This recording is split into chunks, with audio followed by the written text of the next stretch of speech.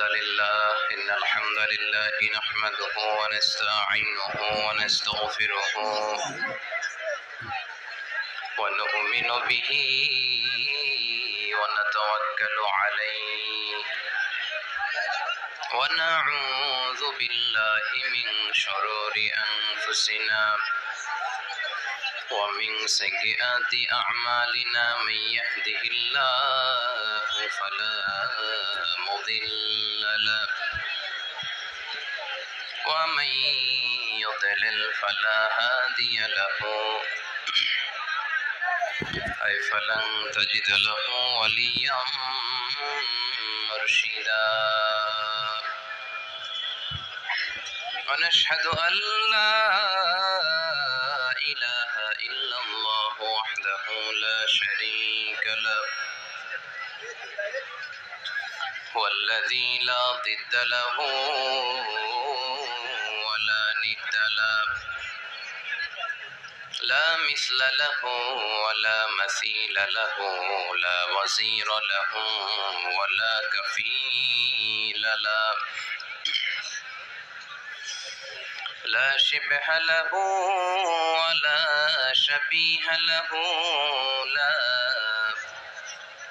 ولد له ولا والد له وهو الواحد الفرد الصمد لم يلد ولم يولد ولم يكن له كفوا أحد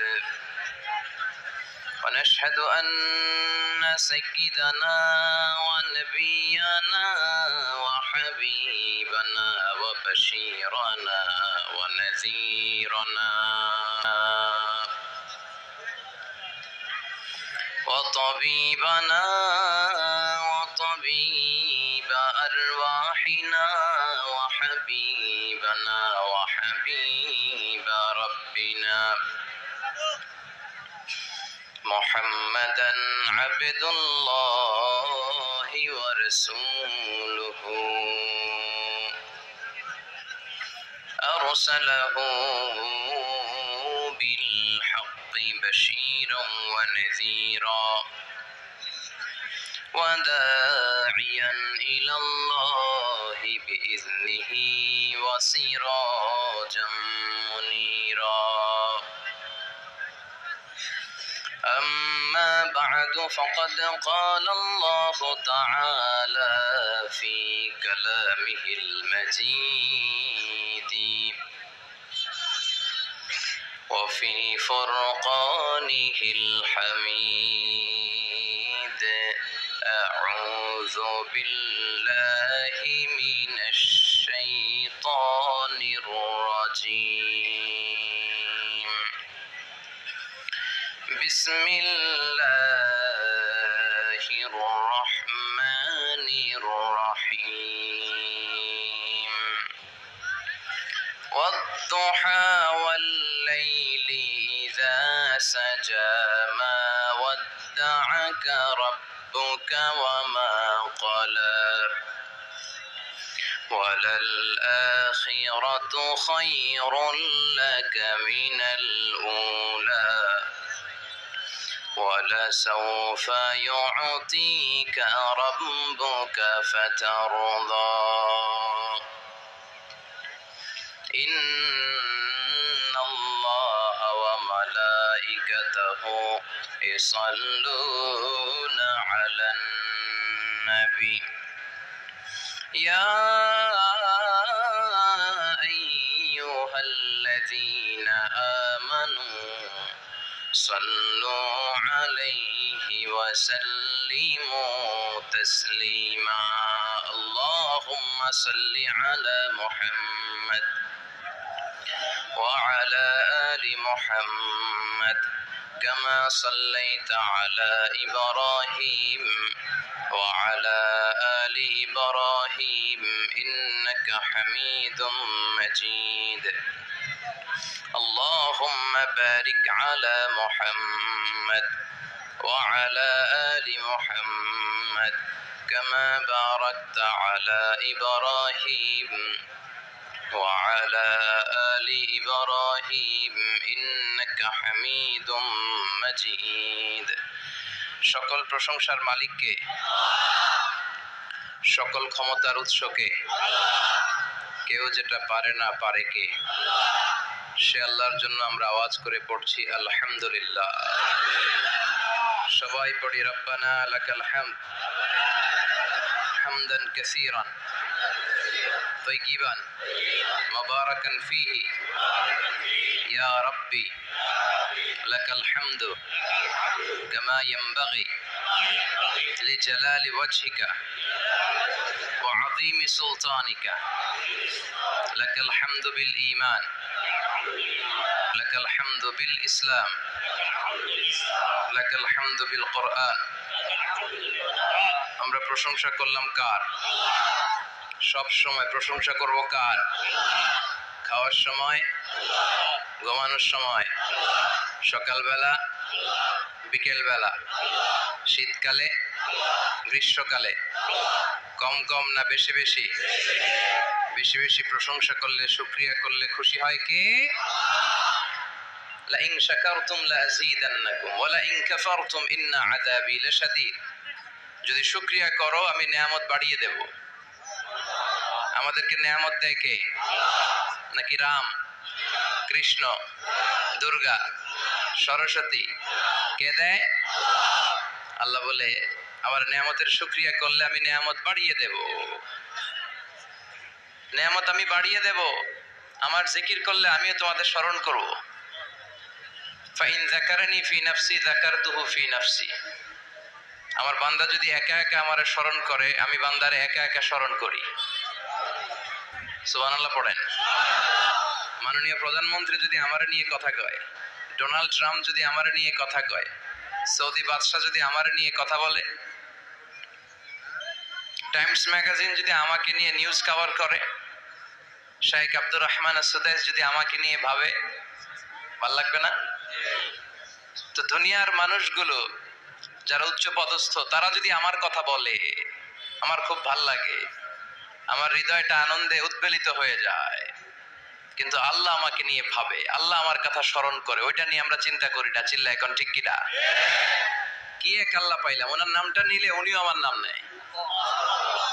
একা একা নিলে একা একা নেয়, সবাইকে নিয়ে নিলে, বিশাল বড় মহাসমাবেশ করে যদি আমরা আল্লাহর স্মরণ করি, আল্লাহর নাম নেই, আল্লাহ বলে যাকারতু ফি মালাইন খায়রিম মিনহু, এর চেয়েও বড় মহাসমাবেশ আমি জান্নাতে ফেরেশতাদেরকে নিয়ে করে আমি ওই বান্দাকে স্মরণ করা শুরু করে দেই। আমার বান্দা যদি আমার দিকে এক বিঘত আসতে চায়, শেবের, এটাতে আরবিতে বলে শেবের, এক শিবের আসতে চাইলে আমি বান্দার দিকে এক হাত এগিয়ে যাই। বান্দা যদি আমার দিকে এক হাত এগিয়ে আসতে চায়, আমি বান্দার দিকে দুই হাত এগিয়ে যাই। ওয়া ইন আতানি ইয়ামশি আতাইতুহু হারওয়ালা।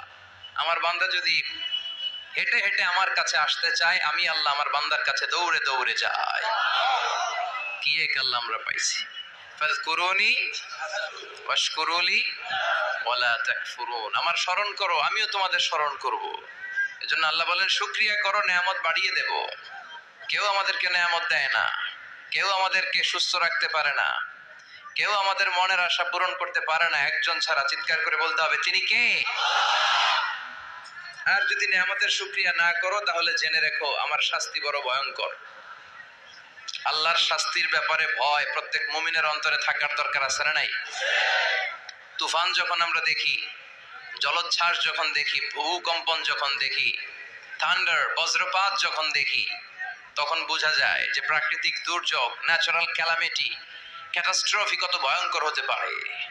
এজন্য আল্লাহর শাস্তি, আল্লাহর আযাব আর গজব সহ্য করার মতো ক্ষমতা পৃথিবীর কারো নাই। চিল্লায় বলেন ঠিক কিনা? এজন্য শুকরিয়া করতে হবে কার? করলে লাভ না লস? আর করব কম কম না বেশি বেশি? আমরা শুকরিয়া করতে চাই না, আমরা অভিযোগ করতে চাই। কি করি? অভিযোগ, কমপ্লেইন। আমার এটা নাই, ওইটা নাই, এই পাইলাম না, সেই পাইলাম না। এরকম আছে না নাই? আল্লাহর বিরুদ্ধে অভিযোগ। বিশ্বনবী বলেন তোমার চেয়ে যে খারাপ অবস্থানে আছে তার দিকে তাকাও, অভিযোগ কমে যাবে। উনজুরু ইলা মান হুয়া আসফালা মিনকা, তোমার চেয়ে যে খারাপ অবস্থায় আছে একটু তাকাও না, একটু তাকাও, তোমার চারিপাশেই আছে। যে মুহূর্তে আমরা কথা শুনছি এই মুহূর্তে অনেকে হাসপাতালের বেডে শুয়ে শুয়ে চিৎকার করছে, মৃত্যুর প্রহর গুনছে। ক্যান্সার, দুরারোগ্য ব্যাধি যার নাই কোনো অ্যান্সার। আমার বাড়ি নাই, আমি বাড়ি চাই, গাড়ি চাই, আরো টাকা চাই, আরো পয়সা চাই, আরো খ্যাতি চাই, আরো অনেক কিছু চাই। ক্যান্সারে আক্রান্ত রোগীটা কিচ্ছু চায় না, খালি বাঁচতে চায়। ওর বাঁচার বড় শখ, এই সুন্দর মায়ার পৃথিবী ছেড়ে ওর চলে যেতে মনে চায় না, ও শুধু বাঁচতে চায়। কিন্তু আমাদের এটা লাগবে, ওইটা লাগবে, ওইটা লাগবে। এজন্য ক্যান্সারে যারা আক্রান্ত একটু তাকান না, হাত নাই পা নাই, একটু তাকান কিভাবে তারা লাইফ লিড করে। শেখ সাদি বালাগাল উলা বিকামালিহি একটা কবিতা লিখে বিখ্যাত হয়েছে। পার্সিয়ান পয়েট, ইরানি কবি। ওনার আর্থিক দৈন্যতা যাচ্ছিল, কিছুদিন ধরে ওনার আর্থিক কিছু সমস্যা, টাকা পয়সা নাই, ফলে ওনার জুতা ছিঁড়ে গিয়েছে, পায়ে জুতা নাই, খালি পায়ে হাঁটে। আর মনে বড় আফসোস, মনে বড় দুঃখ, আমি এত বড় কবি, আমার পায়ে জুতা নাই, আমার পায়ে কি নাই। তো একবার ঘর থেকে বের হয়ে দেখে একটা লোক ভিক্ষা করে খাচ্ছে, ওর দুইটা পাই নাই। শেখ সাদির কি নাই? ভিক্ষুকের কি নাই? ভিক্ষুকের দশা দেখে সেজদায় পড়ে গিয়েছে, সেজদায় লুটিয়ে পড়ে আল্লাহরে বলে, আল্লাহ শুকর, আলহামদুলিল্লাহ বেশ ভালো আছি। এজন্য উনজুর ইলা মান হুয়া আসফালা মিনকা, তোমার চেয়ে যে খারাপ অবস্থানে আছে তার দিকে তাকাও। ঋণের বোঝা কাঁধে এত বেশি, প্রতিদিন বাড়িওয়ালা এসে তাড়া করে, ভাড়া দিতে পারে না, এরকম লোক আছে না নাই? গ্যাসের বিল দিতে পারে না, বিদ্যুতের বিল দিতে পারে না, স্ত্রীকে একটা শাড়ি কিনে দিতে পারে না, বাচ্চাদের 3 মাসের 4 মাসের বেতন ভাড়া জমা হয়ে আছে, দিতে পারে না। কত সুখে আছি আমরা, কত শান্তিতে আছি আমরা, শুকর গুজার হতে চাই না, শুধু অভিযোগ আর অভিযোগ। আল্লাহ বলে অভিযোগ বাদ দিয়ে দাও। বিশ্বনবী বলেন তোমার চেয়ে যে খারাপ অবস্থানে আছে একটু ওইদিকে তাকাও, তাহলে দেখবে তুমি অনেক ভালো আছো। এজন্য সব সময় সুখে দুঃখে সর্বাবস্থায় আমরা প্রশংসা করব একজনের, তিনি কে? আর প্রশংসা করলে নেয়ামত বাড়ায় দেয় কে? আর প্রশংসা না করলে শাস্তির জন্য অপেক্ষা করতে হবে। যাহারাল ফাসাদু ফিল বাররি ওয়াল বাহরি বিমা কাসাবাত আইদিন নাস, জলে স্থলে যে জলোচ্ছ্বাস, ভূমিকম্প, অগ্নিকাণ্ড, খরা, দুর্ভিক্ষ এগুলো চলে, এই মহামারী, নানা ধরনের নতুন রোগ, এগুলো আমাদের হাতের কামাই। এগুলো কি আমাদের হাতের কামাই। আমরা যদি আল্লাহওয়ালা হয়ে যাই, আল্লাহর জামিনে যদি আল্লাহর দিন কায়েমের চেষ্টা করি, আল্লাহর দেয়া কোরআন অনুযায়ী যদি জীবন চালাই, আমাদের জীবনটারও শান্তিময় করে দিবে কে?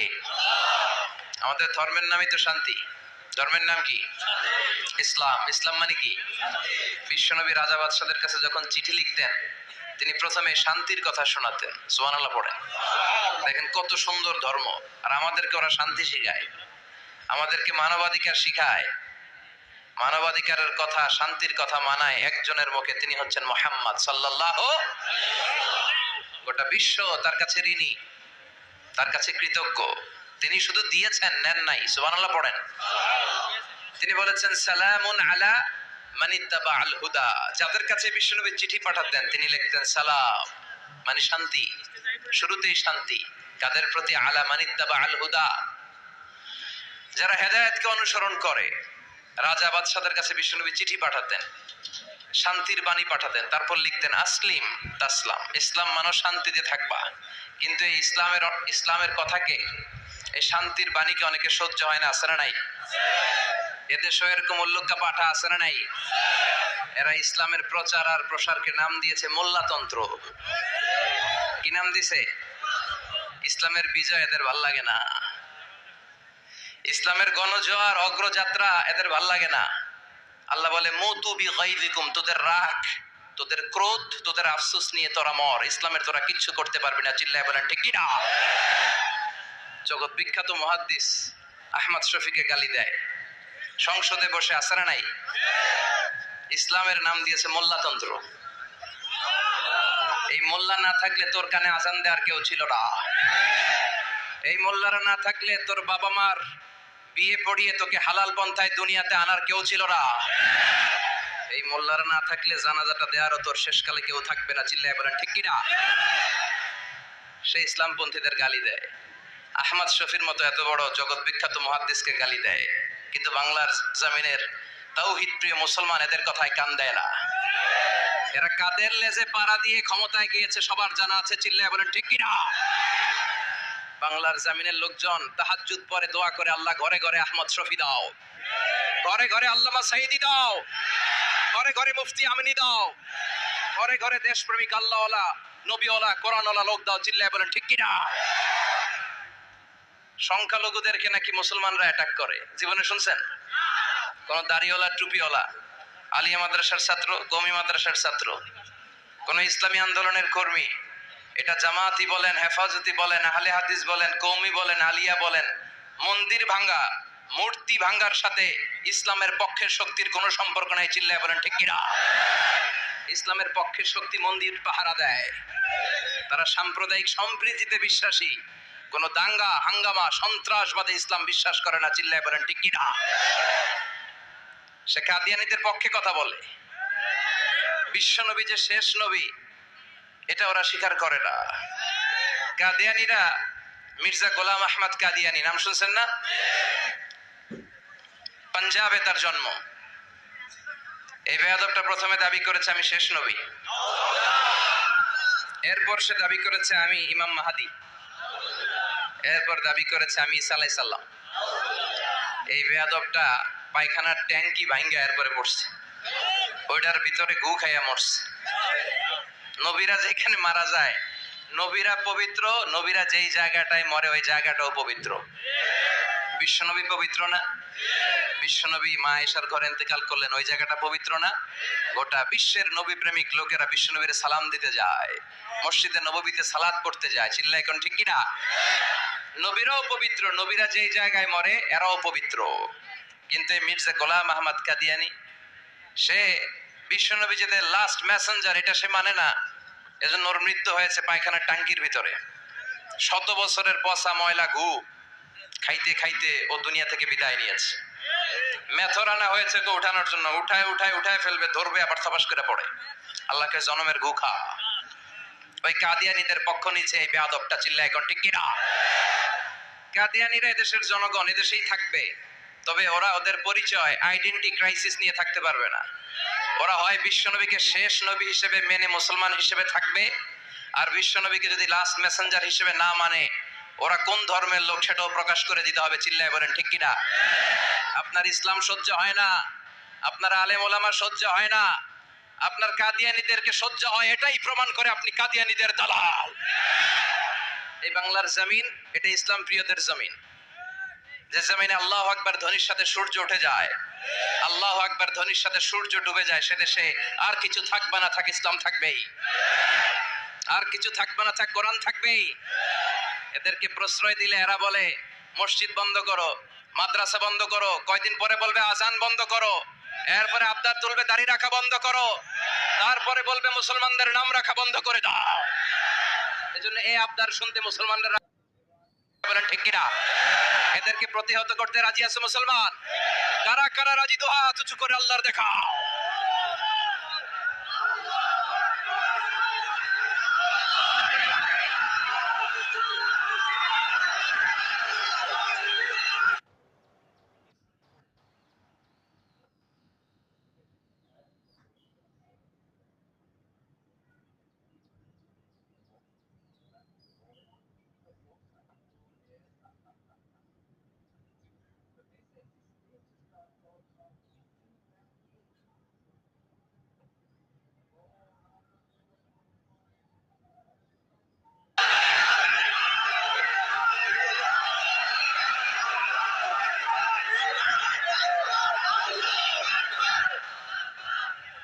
সূর্যরে ভেটকি মারলে সূর্যের কিছু হয়? কথা কন। সূর্যের আপনি ভেটকি মারছেন, আপনার ভেটকি আপনার মুখে। এজন্য ইসলামের আলোকে ওরা নিভিয়ে দিতে চায়। আল্লাহ বলে কিয়ামত পর্যন্ত ইসলামের বিজয়কে আমি আল্লাহ সমুন্নত রাখবো, চিল্লায় বলেন ঠিক কিনা? এই বেয়াদবটা এত বড় আলেমের বিরুদ্ধে কথা বলেছে, সারা বাংলাদেশে যে উত্তাল গণজোয়ার তৈরি হয়েছে, অবস্থা দৃষ্টে মনে হচ্ছে ওই আলেমের পা ধরে ওর মাপ চাওয়া লাগবে, চিল্লায় এখন ঠিক কিনা? বাংলাদেশে একটা কথা কয়, নিন্দে পাখি পিন্দে, কথা বলেন। তসলিমা নাসরিন নারীদের নিয়ে বই লিখছে, নারীদের কোনো দেশ নেই, এরপরে বোরকার বিরুদ্ধে কথা লিখছে, শেষ পর্যন্ত সে বাংলাদেশে থাকতে পারে নাই। পরে যখন ইন্ডিয়াতে লুকিয়ে নেওয়া হয়, ওর গায়ে বোরকা পরিয়ে নেওয়া লেগেছিল। চিল্লায় বলেন ঠিক কিনা? আমরা এদের হেদায়েতের দোয়া করি। আমরা প্রত্যেকের জন্য হেদায়েতের দোয়া করি প্রথমে। আর যদি হেদায়েত নসিবে না থাকে, কারুন, সাদ্দাত, নমরুদ আর ফেরাউনের যে দশা হয়েছে, বাংলার জমিনের ইসলাম বিরোধী এই বেহায়াদের ওই দশা আল্লাহ তুমি করে দাও। ইসলাম হচ্ছে শান্তির ধর্ম। আমরা সব সময় সাম্প্রদায়িক সম্প্রীতি, ভালোবাসা এটাতে বিশ্বাসী। হিন্দুরা ঢোল বাজায়, আমরা কিছু বলি না। আমরা তাফসীর মাহফিল করি, ওদের যারা ভদ্র তারাও কিছু বলে না, ঠিক কিনা? এই ইসলাম বিরোধীরা এরাই হিন্দু মুসলমানদের মধ্যে যে সম্প্রীতি এটাকে নষ্ট করতে চায়। কিছুদিন পর পর এরকম কিছু আবাল আর উল্লুক্কা পাঠার আগমন ঘটে। দেশের মানুষের ঘাম ছড়া এই পয়সা দিয়ে সংসদের প্রতিটা সেকেন্ডের, প্রতিটা মিনিটের দাম আছে। তোর মতো বেয়াদবের কথা শোনার জন্য বাংলাদেশ বসে নাই। আল্লাহ এগুলোর হেদায়েত দাও। হেদায়েত নসিবে না থাকলে হালাক করে দাও। সব সময় আমাদেরকে তুমি ইসলামের পক্ষে থাকার তৌফিক দান করো। আমরা যেন শান্তির ধর্মের ইমেজকে গোটা বিশ্বব্যাপী ছড়ায় দিতে পারি, তুমি তৌফিক দাও। না দেখেন, এক দেশের গালি আরেক দেশের বলি, কি ভাষার ডাইভার্সিটি। এজন্য যাবেন মাঝে মাঝে শীতকালে শিক্ষা শহরে যাবেন অথবা পিকনিকে যাবেন, যে দেখবেন যে চট্টগ্রামে যখন কোনো রেস্টুরেন্টে খেতে বসবেন, ওখানকার বেয়ারা বা ওয়েটার গুলো যখন খাবার দেয় কিভাবে বলে। তারপর সিলেটে যখন যাবেন, এরা একেবারে সব কগুলারে খ বানায় ফেলায়। হ্যাঁ, তো এটা বলে। এরপরে রংপুরের দিকে গেলে আরেক ধরনের কথা বলে। বরিশালে কখনো ঘুরতে গেলে দেখবেন ওখানকার লোকেরা, ওখানকার জীববৈচিত্র্য, প্রাকৃতিক সৌন্দর্য আলাদা। এক বাংলাদেশ, আমাদের দেশটা অনেক ছোট্ট কিন্তু সৌন্দর্যের লীলাভূমি। সুবহানাল্লাহ পড়ে। এমন কিছু নাই যে দেয় নাই। কি পাহাড়, কি সাগর, কি নদী, কি সবুজ। সমস্যা হয়েছে দুর্নীতি।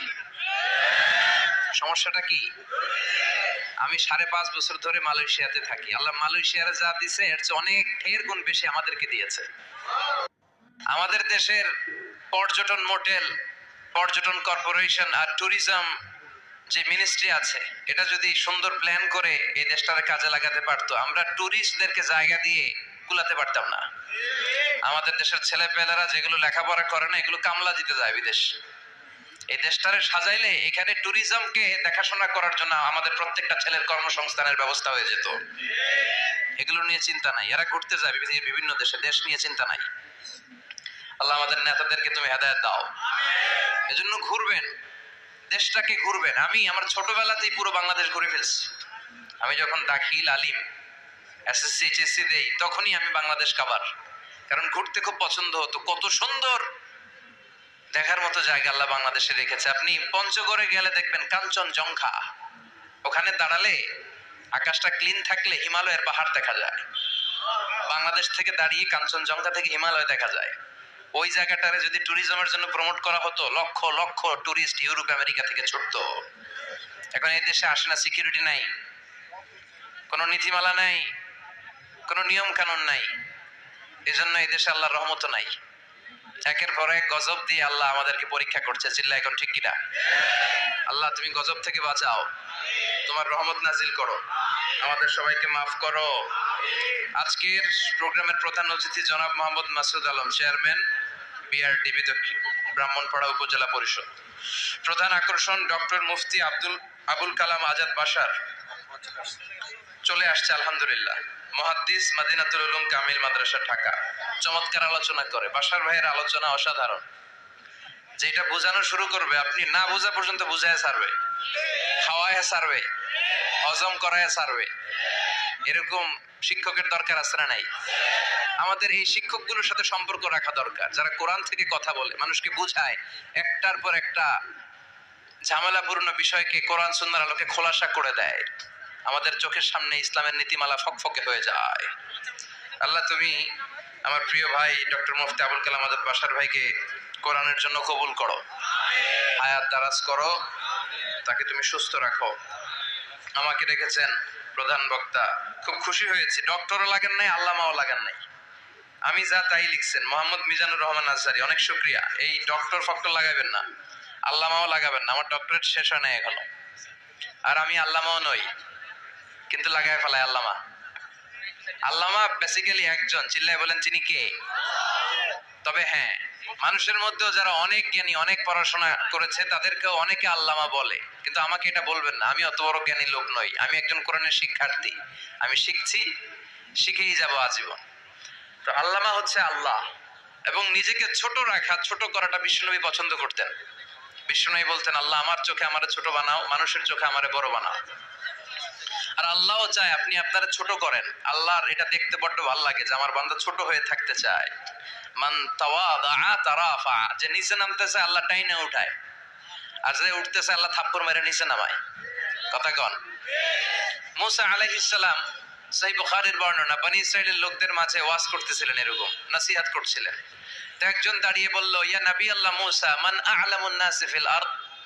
হে মুসা নবী, জানতে বড় মনে চায় বর্তমান পৃথিবীর সবচেয়ে বড় জ্ঞানী কে? মুসা আলাইহিস সালাম কয় আমি। মুসা আলাইহিস সালাম কি বললেন? আনা। আসলে কথাটা ঠিক। আল্লাহ যখন যে নবীকে পৃথিবীতে পাঠায়, তখন তাকে সবচেয়ে বেশি জ্ঞান দিয়ে পাঠায়। সে হিসেবে ঠিকই উনি সবচেয়ে জ্ঞানী, কিন্তু উনি এইভাবে নিজেকে সবচেয়ে বড় জ্ঞানী বলে দিবে, এটা আল্লাহর পছন্দ হয় নাই। আল্লাহ চেয়েছিলেন মুসা আলাইহিস সালাম যেন বলে আল্লাহু আ'লাম, আল্লাহই জ্ঞানী। সুবহানাল্লাহ কইবেন না? কিন্তু তা না করে উনি কি করলেন? যখন বললো সবচেয়ে বড় জ্ঞানী কে, উনি হুট করে কি বলে ফেললেন? আনা, আমি। আল্লাহ এটা পছন্দ করেনি। আল্লাহ ডেকে বললেন, মুসা, ইউ আর অ্যাবসলিউটলি রং, তুমি ভুল করেছো। তুমি সবচেয়ে জ্ঞানী নও, তোমার চেয়ে বড় জ্ঞানী আছে। সুবহানাল্লাহ পড়েন। তার মানে জানার কোনো শেষ নাই, জাননেওয়ালার উপর জাননেওয়ালা আছে। আর সবচেয়ে বড় জাননেওয়ালা কে? মুসা আলাইহিস সালাম রে আল্লাহ বললেন, মুসা, তোমার চেয়ে বড় জ্ঞানী আছে, তার নাম হচ্ছে খাদির। কি নাম? আরো জোরে বলেন, কি নাম? খাদির। উনি কোন জায়গায় বসলে ওখানে ঘাস লতা পাতা যদি শুকনো থাকতো, ওনার বরকতে ওগুলো সবুজ হয়ে যেত, এজন্য ওনার নাম খাদির। কিন্তু আমরা বলি খিজির। আমরা কি বলি? খিজির। আল্লাহ বললেন, ইযহাব ইলা মাজমাইল বাহরাইন, দুই সাগরের মিলন কেন্দ্র, ওখানে যাও। ওখানে যে এমন এক বান্দার সন্ধান পাবা, সে তোমার চেয়েও জ্ঞানী। সুবহানাল্লাহ পড়েন। তাহলে আমি সবচেয়ে বড় জ্ঞানী, আমি আল্লামা, এটা বলতে পারে শয়তান। চিল্লা এখন ঠিক কিনা? এজন্য আমরা যেন নিজেকে নিজে সবসময় ছোট করে উপস্থাপন করি, তাহলে আল্লাহর দরবারে আপনি বড় হয়ে যাবেন। কথা বুঝতে পেরেছেন? আল্লাহ আমাদের সবাইকে কথাগুলো বুঝে আর আমল করার তৌফিক দান করুক। আমরা পড়ি আমিন। কি হয়েছে ওইখানে? মানুষ জায়গা হয় না? আচ্ছা, জি, ভলান্টিয়ার্স যারা আছেন তারা ওই যে কাপড়গুলো খুলে দেন। খুলেই তো দিছে, তারপরেও জায়গা হচ্ছে না। কি আর করবেন? একটু কষ্ট করে শুনতে হবে। কষ্ট আছে যেখানে, সওয়াব আছে সেখানে। দাঁড়ায় শুনলে বেশি সওয়াব, তো ওনাদেরকে বেশি সওয়াব থেকে বঞ্চিত করবেন কেন? সওয়াব নেই ওনারা, আপনারা সওয়াব নেন, সওয়াব পাবেন ইনশাআল্লাহ। কষ্ট হচ্ছে না তো? এই মাহফিলে একবারে বসে যেতে হয়, টানা হিচড়া আমি করি না। টানা হিচড়া করলে ক্যামেরাওয়ালারা উল্টায় পড়বে, এই ক্যামেরাম্যানরা, তারপর একটা বিশৃঙ্খলা সৃষ্টি হবে। এজন্য টানা হিচড়ার দরকার নেই। যে যেখানে আছেন থাকেন। আবহাওয়াটা খুব সুন্দর আবহাওয়া, গরমও না ঠান্ডাও না। কি বলেন? আলহামদুলিল্লাহ পড়ি। কোনো আওয়াজ হবে না আশেপাশে। এই যে আপনি, লাগবে না, থাকেন ওইভাবেই থাকেন। যে যেখানে আছি ওইভাবে থাকি, কোনো আওয়াজ হবে না। আমার সময় খুব কম, একটু পরেই আমাদের প্রধান মুফাসসির চলে আসবে। উনি আসার আগ পর্যন্ত কিছু কথা আমরা শোনার চেষ্টা করি, শিখার চেষ্টা করি। আমরা শিখতে এসেছি, শিখতেই হবে, আপনাকে পড়তেই হবে। কোরআনের প্রথম কথা হচ্ছে পড়ো আর নিজের জীবন গড়ো, ঠিক কি না? পড়তেই হবে আপনাকে, না পড়ে উপায় নাই। যখন যে অবস্থায় থাকবেন পড়বেন। জীবনে আমি জীবনে আমার একটা কিছু মটো আছে, লক্ষ্য, এটাকে খেয়াল করে আমি চলি। বিষয়টা হচ্ছে এরকম যে আমি কখনো হারি না, আমি হয় জিতি নয় শিখি। এরকম একটা অ্যাটিটিউড রাখবেন যে শিখতে আমাকে হবেই, কিন্তু হেরে যাব না আমরা। চিল্লায় বলেন ঠিক কিনা? এবং শিখাটাই আপনাকে মুক্তি দিতে পারে। এজন্যই কোরআনের প্রথম কথা আল্লাহ শিখার ব্যাপারে উদ্বুদ্ধ করেছেন। আল্লাহ বলেছেন, ইকরা বিসমি রাব্বিকাল্লাযী খালাক, read in the name of your lord who has created, পড়ো তোমার প্রভুর নামে যিনি তোমায় শিখিয়েছেন। এজন্য পড়তে হবে, জানতে হবে। আসেন আমরা সরাসরি মহাবিশ্বের মহাবিশ্বয় মহাগ্রন্থ আল কোরআন থেকে শুনি। উদ্দেশ্য হচ্ছে যে আমরা নিজেদেরকে আলোকিত করব, উই এনলাইটেন আওয়ারসেলফ, ভিতরটাকে আলোকিত করব, আলোকিত মানুষ হব, সাদা মনের মানুষ হব, আল্লাহওয়ালা হব ইনশাআল্লাহ। পড়েন। উদ্দেশ্য যদি ভালো হয় সওয়াব কামিয়ে আপনি শেষ করতে পারবেন না, আর উদ্দেশ্যে যদি ভেজাল থাকে কোনো লাভ নাই। হাবা মানসুরা, সব শেষ। এগুলারে উঠাইলে, মিজানের পাল্লায় উঠালে কোনো ধরনের ওজন হবে না। আজকের এই তাফসীর মাহফিলে আমরা এসেছি শিখার জন্য আর একজনকে খুশি করার জন্য। তিনি কে? আল্লাহ তুমি কবুল করো। আমি আপনাদের খেদমতে সূরাতু আদ-দুহা তেলাওয়াত করেছি। এই সূরাটা মুখস্থ আছে না অনেকের? কমন একটা সূরা, প্রায় আমরা সালাতে পড়ি, মক্তবেই তো এগুলো শিখে ফেলছি, ঠিক কি না? তো এই যে সূরাটা খুব বেশি পড়া হয়, খুব বেশি শোনা হয়, আসলে এই সূরায় আল্লাহ কি শিক্ষা কর্মসূচি আমাদেরকে দিলেন জানার দরকার আছে না নাই? আসেন আজকের এই চমৎকার রজনীতে আমরা সূরাতুদ দুহার আলোকে কিছু কথা শুনি। এটা কোরআনের 30তম পারায় অবস্থিত একটা সূরা। কততম পারা? এটা মাক্কি সূরা। একটু আওয়াজ করে বলবেন, কি সূরা? এই সূরার আয়াত সংখ্যা 11টি। কয়টি? 11টি। এটা কোরআনের একটা মোটিভেশনাল সূরা। কি সূরা? মোটিভেশনাল। আমরা প্রায় এই শব্দটা শুনি না, মোটিভেশন, মোটিভেশন। এটা কোরআনের মোটিভেশনাল সূরা, অনুপ্রেরণাদায়ক। এই দুইটা সূরা অনুপ্রেরণাদায়ক। ফাইন্না মাআল উসরি ইউসরা, আল্লাহ বলেছেন ফাইন্না মাআল উসরি ইউসরা, কষ্টের পরেই আছে সুখ, কষ্টের পরেই আছে সুখ। আমাদের জীবনে সুখ বেশি, কষ্ট কম। কয়দিন না খেয়েছিলাম, কয়দিন বিপদে পড়ছি, কয়দিন ডাকাইতে ধরছে, এক মাসের মধ্যে অসুস্থ থাকি কয়দিন আর সুস্থ থাকি কয়দিন, এটা হিসাব করে না। অসুস্থ যে ছিল খালি এটা খেয়াল রাখে, আছে না নাই? তার মানে ইন্না মাআল উসরি ইউসরা, দুঃখের পরে আছে সুখ, মোটিভেশন। প্রাণটা আবার উদ্বেলিত হয়ে ওঠে, তাই তো আসলে তো দুঃখের পরে সুখ। এজন্য কষ্ট যখন পাবেন, অসুস্থ যখন হবেন, ওইখানেও আনন্দ করবেন, কারণ সামনে আরাম আসতেছে। সুবহানাল্লাহ পড়েন। মুমিনের হারাবার কিছু নাই, দুঃখ পাওয়ার কিছু নাই। মুমিন অসুস্থ হলে অসুস্থতার মাধ্যমে তার রোগের মাধ্যমে তার গুনাহ ঝরে যায়, সে আল্লাহর কাছে প্রিয় হয়ে ওঠে। তা আমাদেরকে কেউ হারাইতে পারে? কথা বলেন, আমাদের কেউ ভয় দেখাইতে পারে? মোটিভেশনাল সূরা সূরাতুল ইনশিরাহ আর সূরাতুদ দুহা। এখানে অনেক হিউজ মোটিভেশন আছে। যারা হতাশ, যাদের জীবন ভাল লাগে না, মরে যেতে মনে চায়, গার্লফ্রেন্ড গালি দিছে, আছে না নাই? আবার বয়ফ্রেন্ড গার্লফ্রেন্ডের গালি দিছে, এ ওড়না পেঁচায়া ফ্যানের মধ্যে ঝুলে আত্মহত্যা করে। আহা, কত বড় পাগল! তুই মরলি কেন? গালি দিছে তো কি হয়েছে? হ্যাঁ, বুঝতে চায় না, হতাশ হয়ে যায়। আর বয়স কম তো ইচড়ে পাকা, অল্পতে কাবু হয়ে যায়। এই সূরাগুলো পড়ে না। এখানে আশার বাণী আছে। আজকে আমি জানি কথা শোনাবো আপনাদেরকে, শুরুতে আগে সংক্ষেপে বলে দিই। এই সূরার মূল কথা হচ্ছে, মানে সেন্ট্রাল থিম বা সাবজেক্ট ম্যাটার সূরাতুদ দুহার কেন্দ্রীয় আলোচ্য বিষয় হচ্ছে নিরাশ হবেন না, হতাশ হবেন না, হাল ছাড়বেন না, ভরসা রাখবেন কার উপর? মুমিনরা নিরাশ হয়, হতাশ হয়, হাল ছাড়ে নাকি ভরসা রাখে? কার উপর ভরসা? কার উপর? না নৌকার উপর, ধানের শীষ, নাঙ্গল, হাত পাখা, দাড়িপাল্লা? ভরসা থাকবে একজনের উপর। চিল্লায় বলেন, তিনি কে? Never be sad, never lose hope.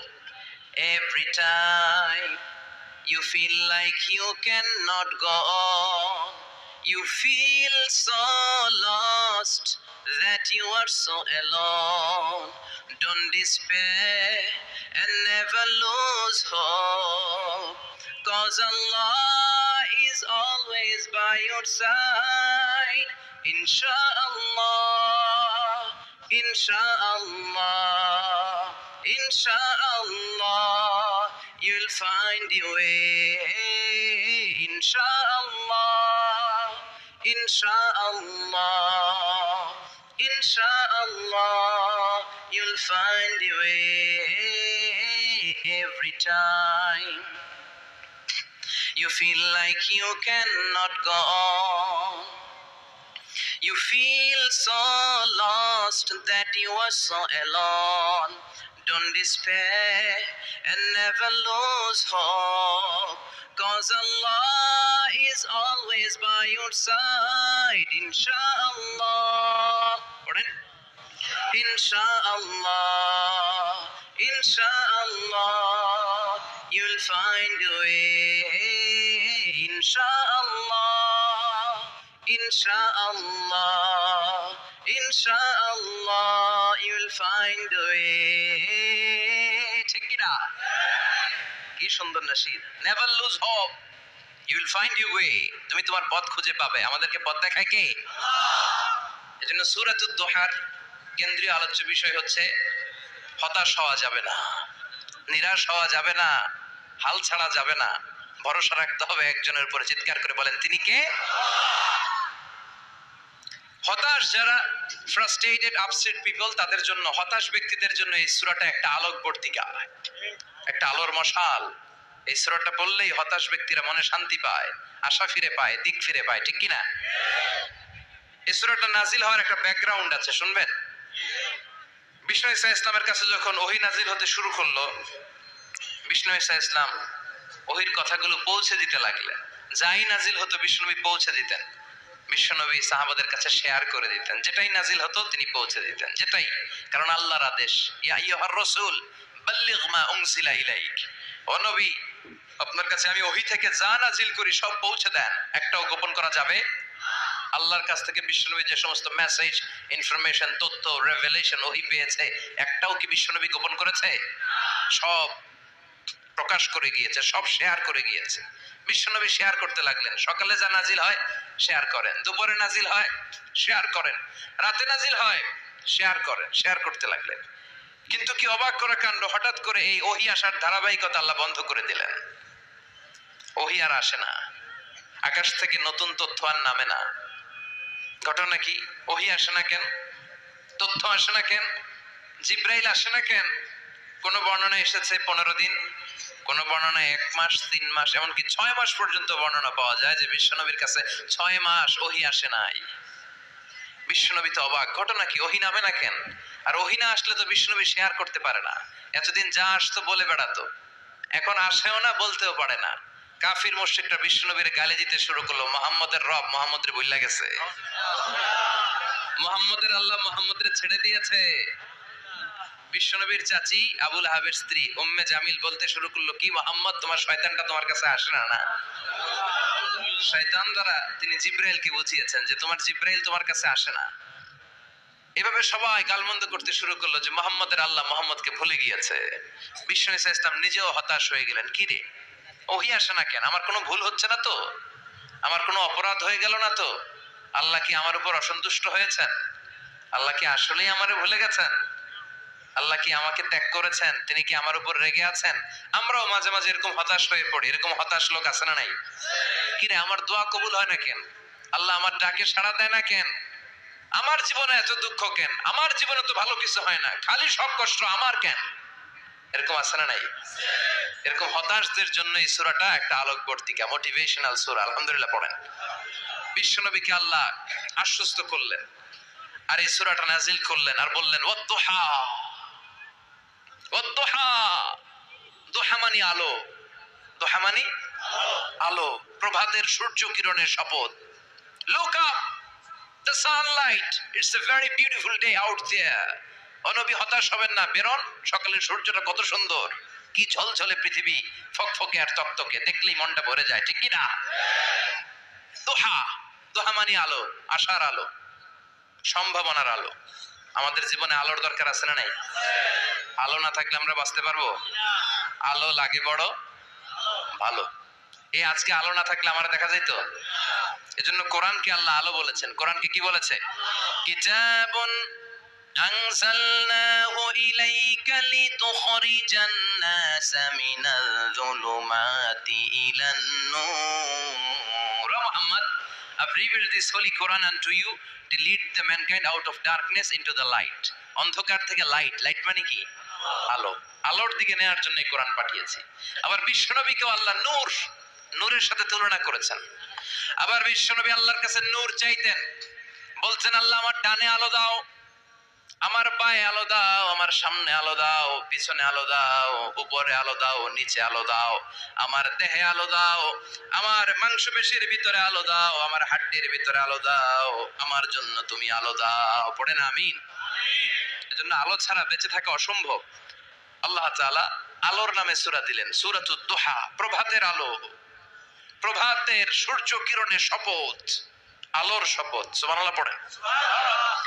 এরপর আল্লাহ বললেন ওয়াল্লাইলি ইযা সাজা, আলোর শপথ, সকাল বেলার সূর্য কিরণের শপথ।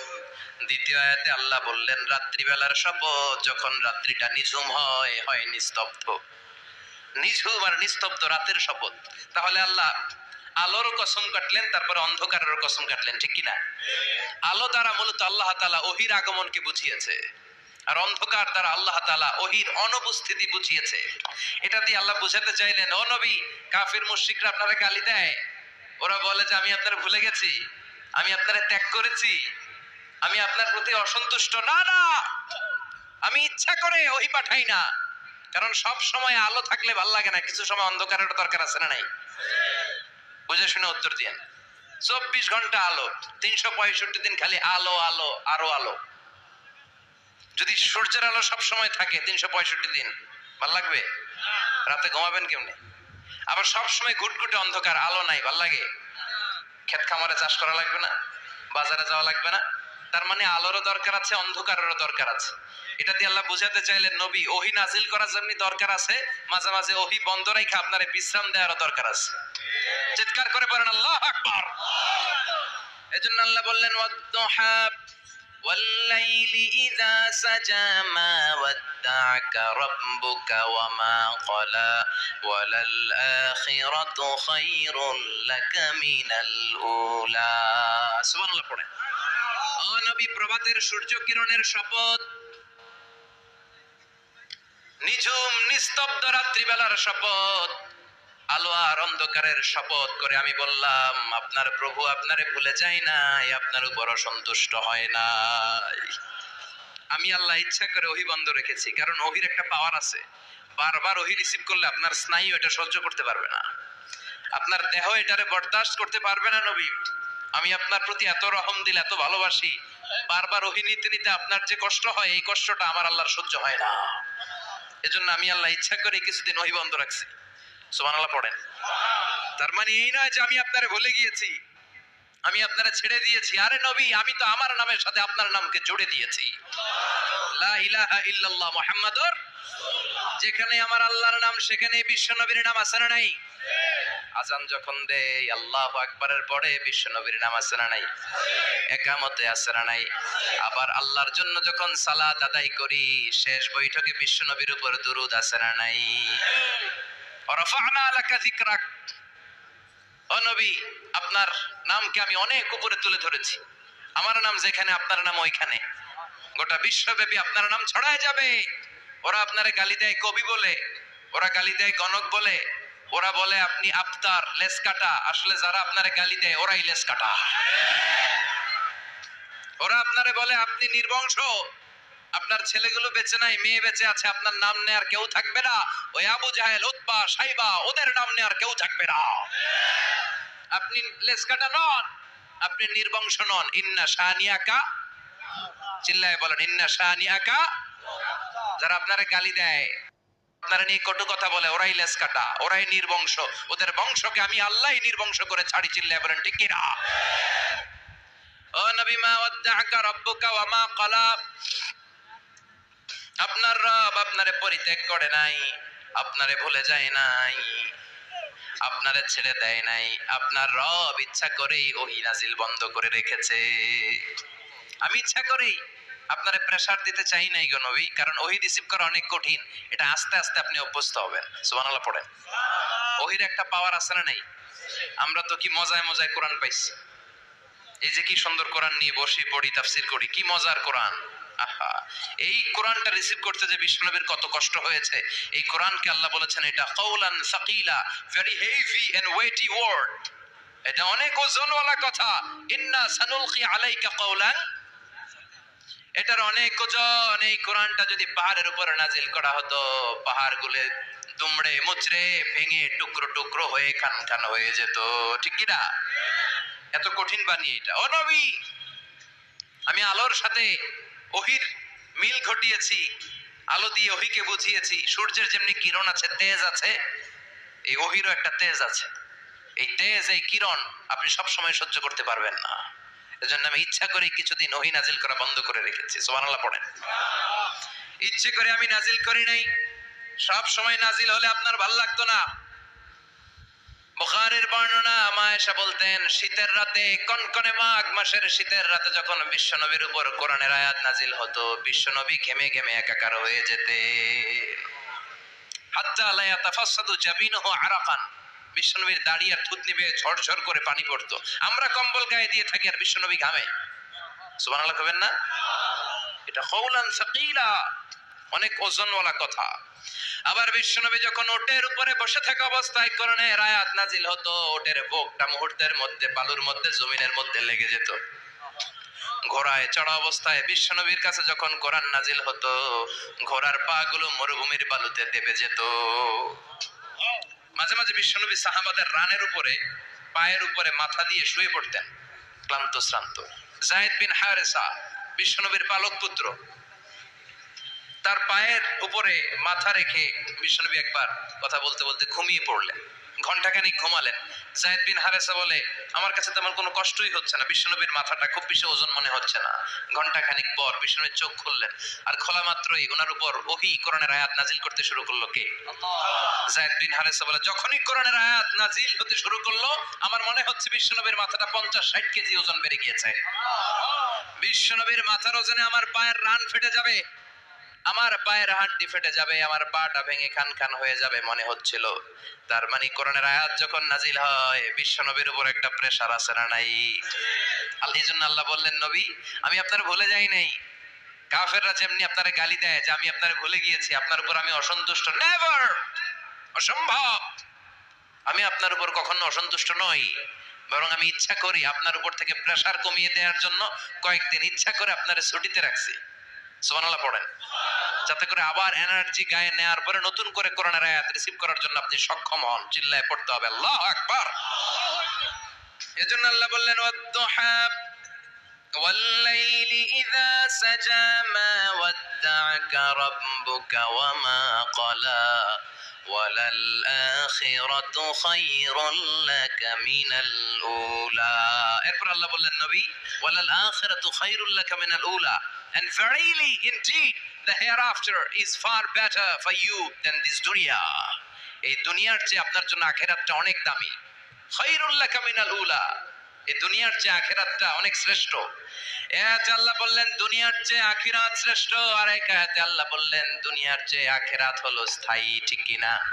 বাল তু'থিরুনাল হায়াতাদ দুনিয়া ওয়াল আখিরাতু খায়রুন ওয়া আবকা। তোমরা দুনিয়ার জীবন নিয়ে পাগল পাড়া হয়ে থাকো, আল্লাহ বললেন দুনিয়ার জীবনের চাইতে আখিরাতের জীবন শ্রেষ্ঠ এবং স্থায়ী, ঠিক কি না? কার কথা? দুনিয়া স্থায়ী না আখিরাত স্থায়ী? দুনিয়া শ্রেষ্ঠ না আখিরাত শ্রেষ্ঠ? কিন্তু আমরা কোনটার পেছনে দৌড়াই? খালি দুনিয়া দুনিয়া। দুনিয়া কে মজা লে লো, দুনিয়া তোমারি হ্যায়, কিন্তু জান্নাত কে মজা লে লো, জান্নাত তোমারি হ্যায়, ওইটা কয় না? আছে না নাই? দুনিয়ার পেছনে পাগল হয়ে আমরা পড়ে থাকি। এই দুনিয়ার জীবনটা একটা মায়াজাল, এটা একটা মরিচিকা। এই মরিচিকা, এই ধোঁকা, এই লালসা আর এই মায়াজালের পেছনে আমরা ছুটছি। ছুটতে ছুটতে হুট করে একবার কবরের ভিতরে ঢুকতে হবে। কথা বলেন, তখন আমাদের টনক নড়বে। এজন্য দুনিয়া মুমিনদের জন্য শ্রেষ্ঠ আর স্থায়ী জায়গা নয়। মুমিনের আসল জায়গা হচ্ছে আখিরাত। মুমিনের শান্তি আর কল্যাণের জায়গা হচ্ছে আখিরাত। জান্নাত হচ্ছে মুমিনের শেষ ঠিকানা। চিৎকার করে বলেন ঠিক কি না? সেটাই বিশ্বনবী বললেন, নবী কাফির মুশরিকদের কথা আপনি কান দিবেন না, ওদের কথায় হতাশ হবেন না, নিরাশ হবেন না, হাল ছাড়বেন না, ভরসা রাখবেন কার উপর? কারণ ওয়ালাল আখিরাতু খায়রুল লাকা মিনাল উলা, এই দুনিয়ার জীবন ক্ষণস্থায়ী জীবন, চিরকালীন জীবন হলো আখিরাত। নবীরে কিভাবে আশ্বাস দিতেছে দেখছেন, অ্যাসিউরেন্স করতেছে, কনফার্মেশন। এই সূরাটা যে শান্তির সূরা, মোটিভেশনের সূরা, অনুপ্রেরণার সূরা, ইন্সপাইরেশন যে জায়গায় প্রতিটা আয়াতে আপনি ইন্সপাইরেশন পাবেন, তো প্রতিটা আয়াতে আপনি উজ্জীবিত হবেন, সজীব হবেন, এনথিউজিয়াস্টিক এন্ড এনার্জেটিক হবেন, আপনি এনার্জি ফিরে পাবেন। আলহামদুলিল্লাহ পড়েন। এরপরে বিশ্বনবীর আরো খুশি করার জন্য আল্লাহ বললেন, ওয়ালা সাউফা ইউতিকা রাব্বুকা ফাতারদা। ও নবী, অচিরে এমন এমন জিনিস আমি আপনারে দান করব, এগুলো পেয়ে আপনি খুশি হয়ে যাবে। কে বলে? কারে বলে? শুনতেছেন? বুঝতেছেন? কষ্ট হচ্ছে না তো? ওয়ালা সাউফা ইউতিকা রাব্বুকা ফাতারদা। অচিরেই এমন এমন জিনিস আমি আল্লাহ আপনারে দান করবো। ওরা আপনারে গালি দেয়, ওদের কথা আপনার মন খারাপ, আপনি হতাশ, ভয় পাবেন না নবী, হতাশ হবেন না, নিরাশ হবেন না, আমার উপর ভরসা রাখেন না। এমন এমন জিনিস আমি আপনারে দেব, ফাতারদা, ওগুলো পেয়ে আপনি খুশি হয়ে যাবেন। সুবহানাল্লাহ পড়েন। আল্লাহর কাজই হলো বিশ্বনবীরে খুশি রাখা। Verily I'm gonna give you something that will make you happy. এমন জিনিস আপনারে দিব নবী, আপনি খুশি হয়ে যাবেন। আল্লাহর কাজই হচ্ছে বিশ্বনবীর খুশি রাখা। যেখানে বিশ্বনবীর মন খারাপ, ওইখানে বিশ্বনবীর আল্লাহ আছে না নাই? বিশ্বনবীর উপাধি দিয়েছেন আল্লাহ হাবিবুল্লাহ। কি দিয়েছে? আর সাইয়েদনা ইব্রাহিমের উপাধি খলিলুল্লাহ। দুইজনই আল্লাহর প্রিয়, দুইজনই উলুল আজমি মিনার রুসুল। কিন্তু খলিল মানেও বন্ধু, হাবিব মানেও বন্ধু। খলিল মানে এমন বন্ধু যেই বন্ধু আল্লাহরে খুশি করার জন্য কাজ করে, আর হাবিব মানে এমন বন্ধু যেই বন্ধুরে খুশি রাখার জন্য আল্লাহ নিজেই কাজ করে। কি শান, কি মান এই নবীর, আর ওই নবীরে গালি দেয়। এগুলো জাহান্নামের নরকীট আর পিতৃ পরিচয়হীন জারদ সন্তান। As a father, as a teacher, as a commander, as a lawgiver, as a lawmaker, as a reformer of the society, Muhammad is the superman of the world. উনি সুপারম্যান, মানে অসাধারণ ব্যক্তিত্ব, আনপ্যারালাল পার্সোনালিটি। ওনার জীবনী নিয়ে পড়া শুরু করলে এটা শেষ হয় না।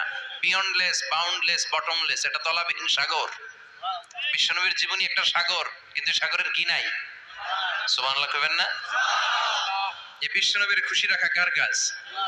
যেখানে বিশ্বনবী হতাশ, যেখানে বিশ্বনবীর মন খারাপ, বিশ্বনবীর মন ভালো করে দেয় কে?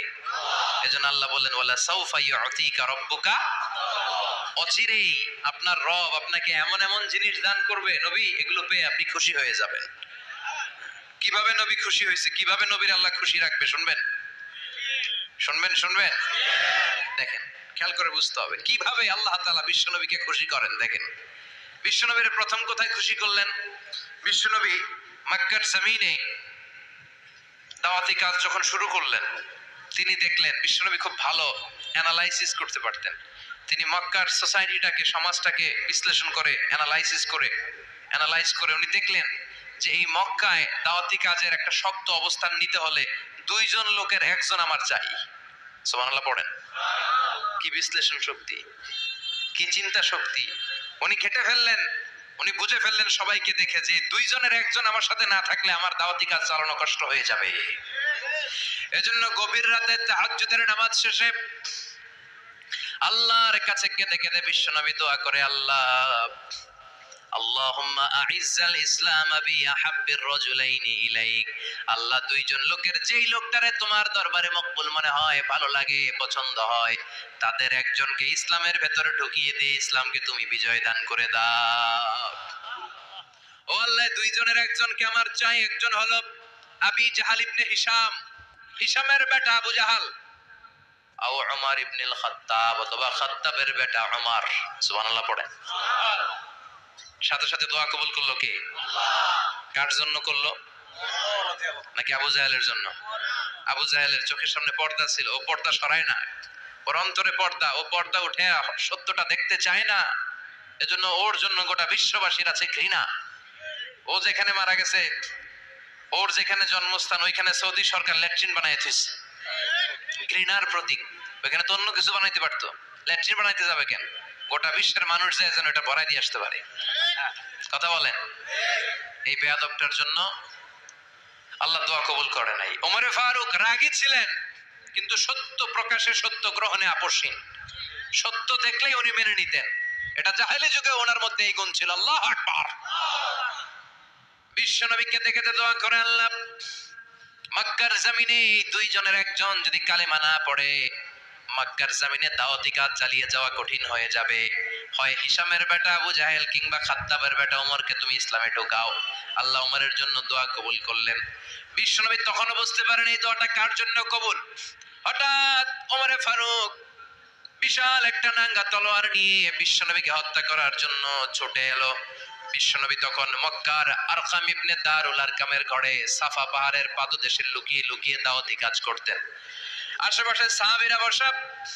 বিশ্বনবীর চাচা হামজা ইবনে আব্দুল মুত্তালিব বললেন, নবী তাড়াতাড়ি পালিয়ে যান, ওই যে দেখা যায় ওমরে ফারুক তলোয়ার নিয়ে আপনারে মারতে আসছে। বিশ্বনবী বললেন, চাচা সরে যান, সাহাবীদেরকেও সরে যেতে বলেন, দরজাটা খুলে দেন, ওমরকে আসতে দেন। আমার তো মনে হচ্ছে ওই যে তাহাজ্জুদের নামাজ পড়ে আল্লাহর কাছে কেঁদে কেঁদে আমি দোয়া করেছি, আমার দোয়াটা আজকে কবুল হতে চলেছে। আমার তো মন বলছে আল্লাহ দোয়াটা কবুল করবে। দরজা খুলে দেন। ওমর ফারুক চলে আসলেন, এসে তলোয়ার রেখে দিয়ে আঙ্গুল উঁচু করে বললেন, আশহাদু আল্লা ইলাহা ইল্লাল্লাহ, আশহাদু আন্নাকা মুহাম্মদ রাসূলুল্লাহ। ঝিনুকের ভেতর লুকিয়ে থাকে যেমন মতি, ঝিনুকের ভেতর লুকিয়ে থাকে যেমন মতি, কালমা শাহাদাতে আছে আল্লাহর জ্যোতি, কালমা শাহাদাতে আছে আল্লাহর জ্যোতি। সুবহানাল্লাহ পড়েন। কি আল্লাহর জ্যোতি এসে ওমরে ফারুকের হৃদয়টাকে নুরানি করে দিল। এই তলোয়ার রেখে ঘোষণা দিলেন, আশহাদু আল্লা ইলাহা ইল্লাল্লাহ ওয়া আশহাদু আন্নাকা মুহাম্মাদ আবদুল্লাহি ওয়া রাসূলুহু। বিশ্বনবী খুশি হয়ে গেলেন। ফাতারদা ওয়ালা সাওফা ইউতিকা রাব্বুকা ফাতারদা। ও নবী, অচিরে এমন এমন জিনিস একটার পর একটা আমি আপনারে দান করব, এগুলো পেয়ে আপনি খুশি হয়ে যাবেন গো নবী। আপনার অন্তরে দুঃখ, কষ্ট, হতাশা, আপসেট হওয়ার মানসিকতা, ফ্রাস্ট্রেশন কিছু আল্লাহ রাখবো না। ওয়ালা সাওফা ইউতিকা রাব্বুকা ফাতারদা। অচিরে এমন এমন জিনিস আমি আল্লাহ আপনারে দেব, আপনি খুশি হয়ে যাবেন। ওমরে ফারুকের ইসলাম ধর্ম গ্রহণ করানোর মাধ্যমে বিশ্বনবীর মনটারে খুশি করে দিল কে? ফাতারদা। বিশ্বনবী খুশি হয়ে গেলেন। পাইছেন আল্লাহ কিভাবে বিশ্বনবীরে খুশি করে? সুবহানাল্লাহ পড়বেন না? এরপরে বিশ্বনবী মক্কা থেকে তায়েফে দাওয়াত দিতে গেলেন। কোথায়? হজ উমরা যারা করেছেন 70 থেকে 75 80 কিলো দূরে পাহাড়ি পথ বেয়ে বেয়ে উঠতে হয়, 6-7 হাজার ফিট উপরে পাহাড়ের উপরেই তায়েফ, তায়েফের শহর, তায়েফ সিটি। ঠান্ডা। ওইখানে গেলে মনেই হবে না এটা সৌদি আরব। ওইখানে জ্যাকেট লাগে। কি লাগে? জ্যাকেট। বিশ্বনবী কষ্ট করে 80 কিলোমিটার পথ পাড়ি দিয়ে তায়েফের ছেলেদেরকে দাওয়াত দিতে গেলেন। কিন্তু বিশ্বনবীর দাওয়াতি এই ডাকে, এই আহ্বানে তারা সাড়া দেয় নাই। বিশ্বনবীর এই দাওয়াতকে তারা রিজেক্ট করেছে। বিশ্বনবীকে পাথর মেরেছে। বিশ্বনবীর মোবারক দেহটাকে রক্তাক্ত করেছে। আমার নবীর এই সুন্দর দেহটা বেয়ে বেয়ে ঝরঝর করে রক্ত ঝরেছে। তায়েফের মাটি সাক্ষী, তায়েফের পাথর সাক্ষী। 3টা জায়গায় বিশ্বনবী বেহুশ হয়েছে। এখনো ওখানে গেলে স্থানীয় লোকরা বলে, বংশ পরম্পরায় ওরা জেনে এসেছিল যে এই জায়গাগুলোতে বিশ্বনবীকে আঘাত করা হয়েছে। এখনো লোকজন দেখায় এখানে পড়েছিল বিশ্বনবী, ওখানে পড়েছিল, ওখানে পড়েছিল, ওই খেজুর বাগানে বিশ্বনবী লুকিয়েছিল, আজও ওখানে খেজুর বাগানই করে রাখছে ওরা।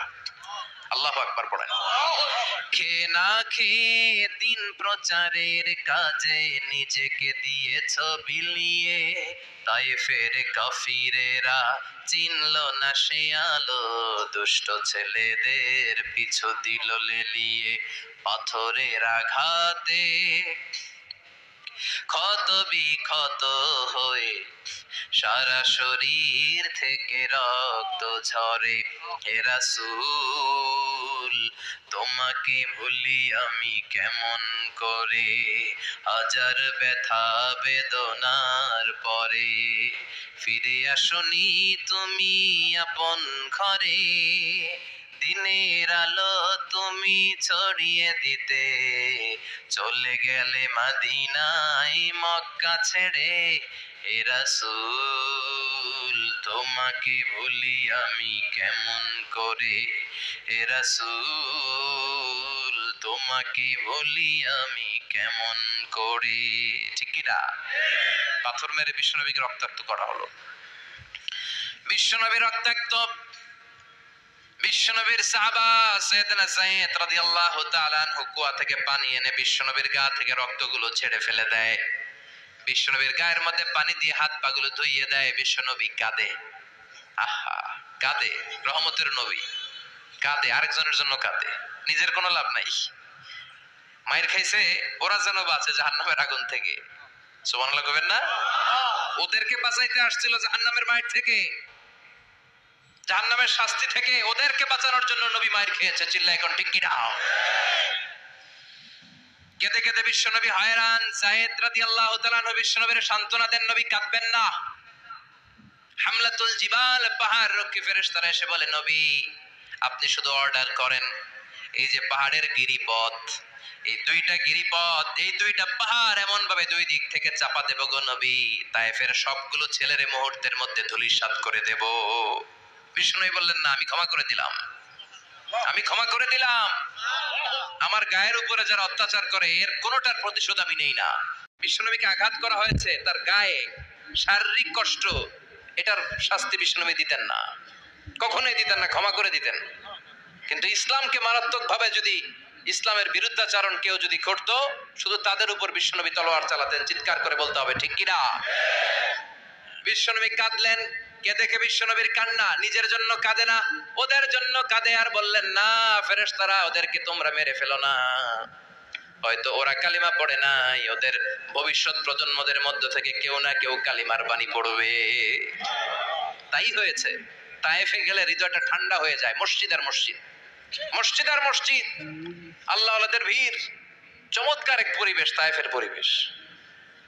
বিশ্বনবী কেঁদে কেঁদে হয়রান।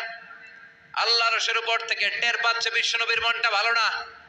এত আশা নিয়ে, ভরসা নিয়ে, কোথাও জায়গা না পেয়ে তায়েফের এখানে আসলাম দাওয়াত দেওয়ার জন্য। তায়েফের ছেলেগুলো আমার দাওয়াত গ্রহণ করলো না। বিশ্বনবীর মনটা বড্ড খারাপ। বিশ্বনবী নামাজে দাঁড়িয়ে গেলেন। বিশ্বনবী নামাজে দাঁড়িয়ে তেলাওয়াত করছেন, পাশ দিয়ে একদল জিন বিশ্বনবীর পাশ দিয়ে চলে যাচ্ছিল। একদল জিন জাতি চলে যাচ্ছে, আর বিশ্বনবীর তেলাওয়াত শুনে তারা থমকে দাঁড়ায়। কিরে, এত সুন্দর কোরআন, এরকম তো শুনি নাই। ইনি কে? খোঁজখবর নিয়ে দেখলেন ইনি বিশ্বনবী। সুবহানাল্লাহ পড়েন। তারপরে এরা ছুটে গেল এলাকায়। এলাকায় যে এরা ঘোষণা দেয়া শুরু করলো, ইন্না সামি'না কুরআনান আজাবা ইয়াহদি ইলার রুশদি ফাআমান্না বিহি, নিশ্চয় আমরা আজীব চমৎকার কোরআন তেলাওয়াত শুনে এসেছি। এই তেলাওয়াত সাধারণ তেলাওয়াত নয়, এই আয়াত দুনিয়ার মানুষের বানানো আয়াত নয়। এই আয়াতগুলো পাঠিয়েছে কে? এই আয়াতগুলো ইয়াহদি ইলার রুশদি, হেদায়েতের দিকে মানুষকে পথ দেখায়। তাই আমরা যারা এই তেলাওয়াত শুনেছি, আমান্না বিহি, এই তেলাওয়াত শুনে, কোরআন শুনে, বিশ্বনবীর কণ্ঠে তেলাওয়াত শুনে আমরা সবাই ঈমান এনে মুসলমান হয়ে গেলাম। বিশ্বনবী তখনও জানে না জিনেরা যে মুসলমান হয়েছে। বিশ্বনবী নামাজ পড়ে যখন বসলেন, সাইয়েদনা জিব্রাইল মারফত আল্লাহ বিশ্বনবীরে জানায়, ও নবী হতাশ হন কেন? হতাশ হবেন না, নিরাশ হবেন না, হাল ছাড়বেন না, ভরসা রাখবেন কার উপর? ও নবী হতাশ হন কেন? দাওয়াত দিতে এসেছিলেন তায়েফের যুবকদেরকে। তায়েফের যুবকরা দাওয়াত কবুল করে নাই তো কি হয়েছে? তার বিপরীতে অদৃশ্য জগতের একটা প্রাণী, জিন জাতি, তারা আপনার কণ্ঠের সুন্দর তেলাওয়াত শুনে কালিমা পড়ে মুসলমান হয়ে গিয়েছে গো নবী। বিশ্বনবীরে শোনায় দিলেন, ফাতারদা, বিশ্বনবী আবার খুশি হয়ে গেলেন। ওয়ালা সাউফা ইউতিকা রাব্বুকা, যেখানে বিশ্বনবীর মন খারাপ, বিশ্বনবীর ভালো করার থেরাপি আল্লাহর জানা আছে না নাই? সুবহানাল্লাহ পড়েন। যেখানে বিশ্বনবীর মন খারাপ, সেখানে বিশ্বনবীর মন ভালো করে দেয় কে? এরপরে বিশ্বনবীর কলিজার টুকরা খাদিজাতুল কুবরা তাহেরা ইন্তেকাল করলেন। বিশ্বনবীর মনটা, হৃদয়টা আবার ভেঙে খান খান হয়ে যায়। খাদিজাতুল কুবরা তাহেরা ছিল বিশ্বনবীর প্রথম স্ত্রী। নিজের যত সম্পদ ছিল সব বিশ্বনবীর পায়ের সামনে ঢেলে দিয়েছে, সব ঢেলে দিয়েছে বিশ্বনবীর জন্য। উনিও স্ত্রী, আমাদের স্ত্রীগুলোও স্ত্রী, পার্থক্য আছে না নাই? আহা, নিজের যা ছিল সব দিয়ে দিল স্বামীরে। বিশ্বনবী বলতেন, রুজিকতু হুব্বাহা, খাদিজাতুল কুবরার ভালোবাসা মুসলিম মুসলিমের বর্ণনা আল্লাহ আমার হৃদয়ের ভিতরে রিজিক হিসেবে দিয়েছে। দোয়া করলে আল্লাহর কাছে বলছেন, আল্লাহ কিয়ামতের কঠিন দিন, যেদিন বন্ধু বন্ধুরে চিনবে না, ভাই ভাইরে চিনবে না, পীর সাহেব মুরিদরে চিনবে না, মুরিদ পীর সাহেবরে চিনবে না, দলের নেতা কর্মীরে চিনবে না, কর্মী দলের নেতারে চিনবে না, ওই কঠিন বিপদের দিনে আমি আমার খাদিজারে যেন ভুলে না যাই। একটা মহিলাকে রব্বুল আলামিন আরশের উপর থেকে সালাম জানিয়েছেন, মহিলাটার নাম হলো খাদিজা। ইসলামের সর্বপ্রথম কালিমা পড়ে যে নারীটা মুসলমান হয়েছেন তিনি হচ্ছেন খাদিজাতুল কুবরা তাহেরা। এই খাদিজাতুল কুবরা তাহেরা ইন্তেকাল করলেন। বিষ্ণুনবীর হৃদয়টা ভেঙে খান খান হয়ে যায়, হৃদয়টা ভেঙে যায়। এরপর চাচা আবু তালেব তিনিও ইন্তেকাল করলেন। বিশ্বনবীর হৃদয়টা মনটা বিষণ্ণ হয়ে যায়, চিন্তায় পেরেশান হয়ে যায়। ডানে বায়ে তাকিয়ে দেখে বিশ্বনবীর সাহায্য করার কেউ নাই, সব দিকে খালি শত্রু, সব দিকে বিশ্বনবীর দুশ্মন। কলিজার টুকরা স্ত্রী বাসায় নাই, শেল্টার দেওয়ার মতো চাচাও নাই। বিশ্বনবীর মনে হয় গোটা দুনিয়ায় যেন তার কেউ নাই। বিশ্বনবী আবার হতাশ হয়ে পড়লেন। কিন্তু বিশ্বনবী যদি হতাশ হয়, ওনার মন ভালো করার একজন আছে। তিনি কে? আল্লাহ বললেন, জিব্রাইল যাও, আমার নবীর মন খারাপ, স্ত্রীর বিয়োগে বিশ্বনবী বিষণ্ণ, চাচা চলে গেল, বিশ্বনবীর হৃদয়টা ভেঙে খান খান হয়ে যায়। বিশ্বনবীরে বলো দুনিয়ায় থাকার দরকার নাই, ডেকে আমার আরশে নিয়ে আসো, আমার সাথে কথা বললে বিশ্বনবীর মন ভালো হয়ে যাবে। আমার সাথে কথা বললে নবীর মন ভালো হয়ে যাবে। সুবহানাল্লাহ পড়েন।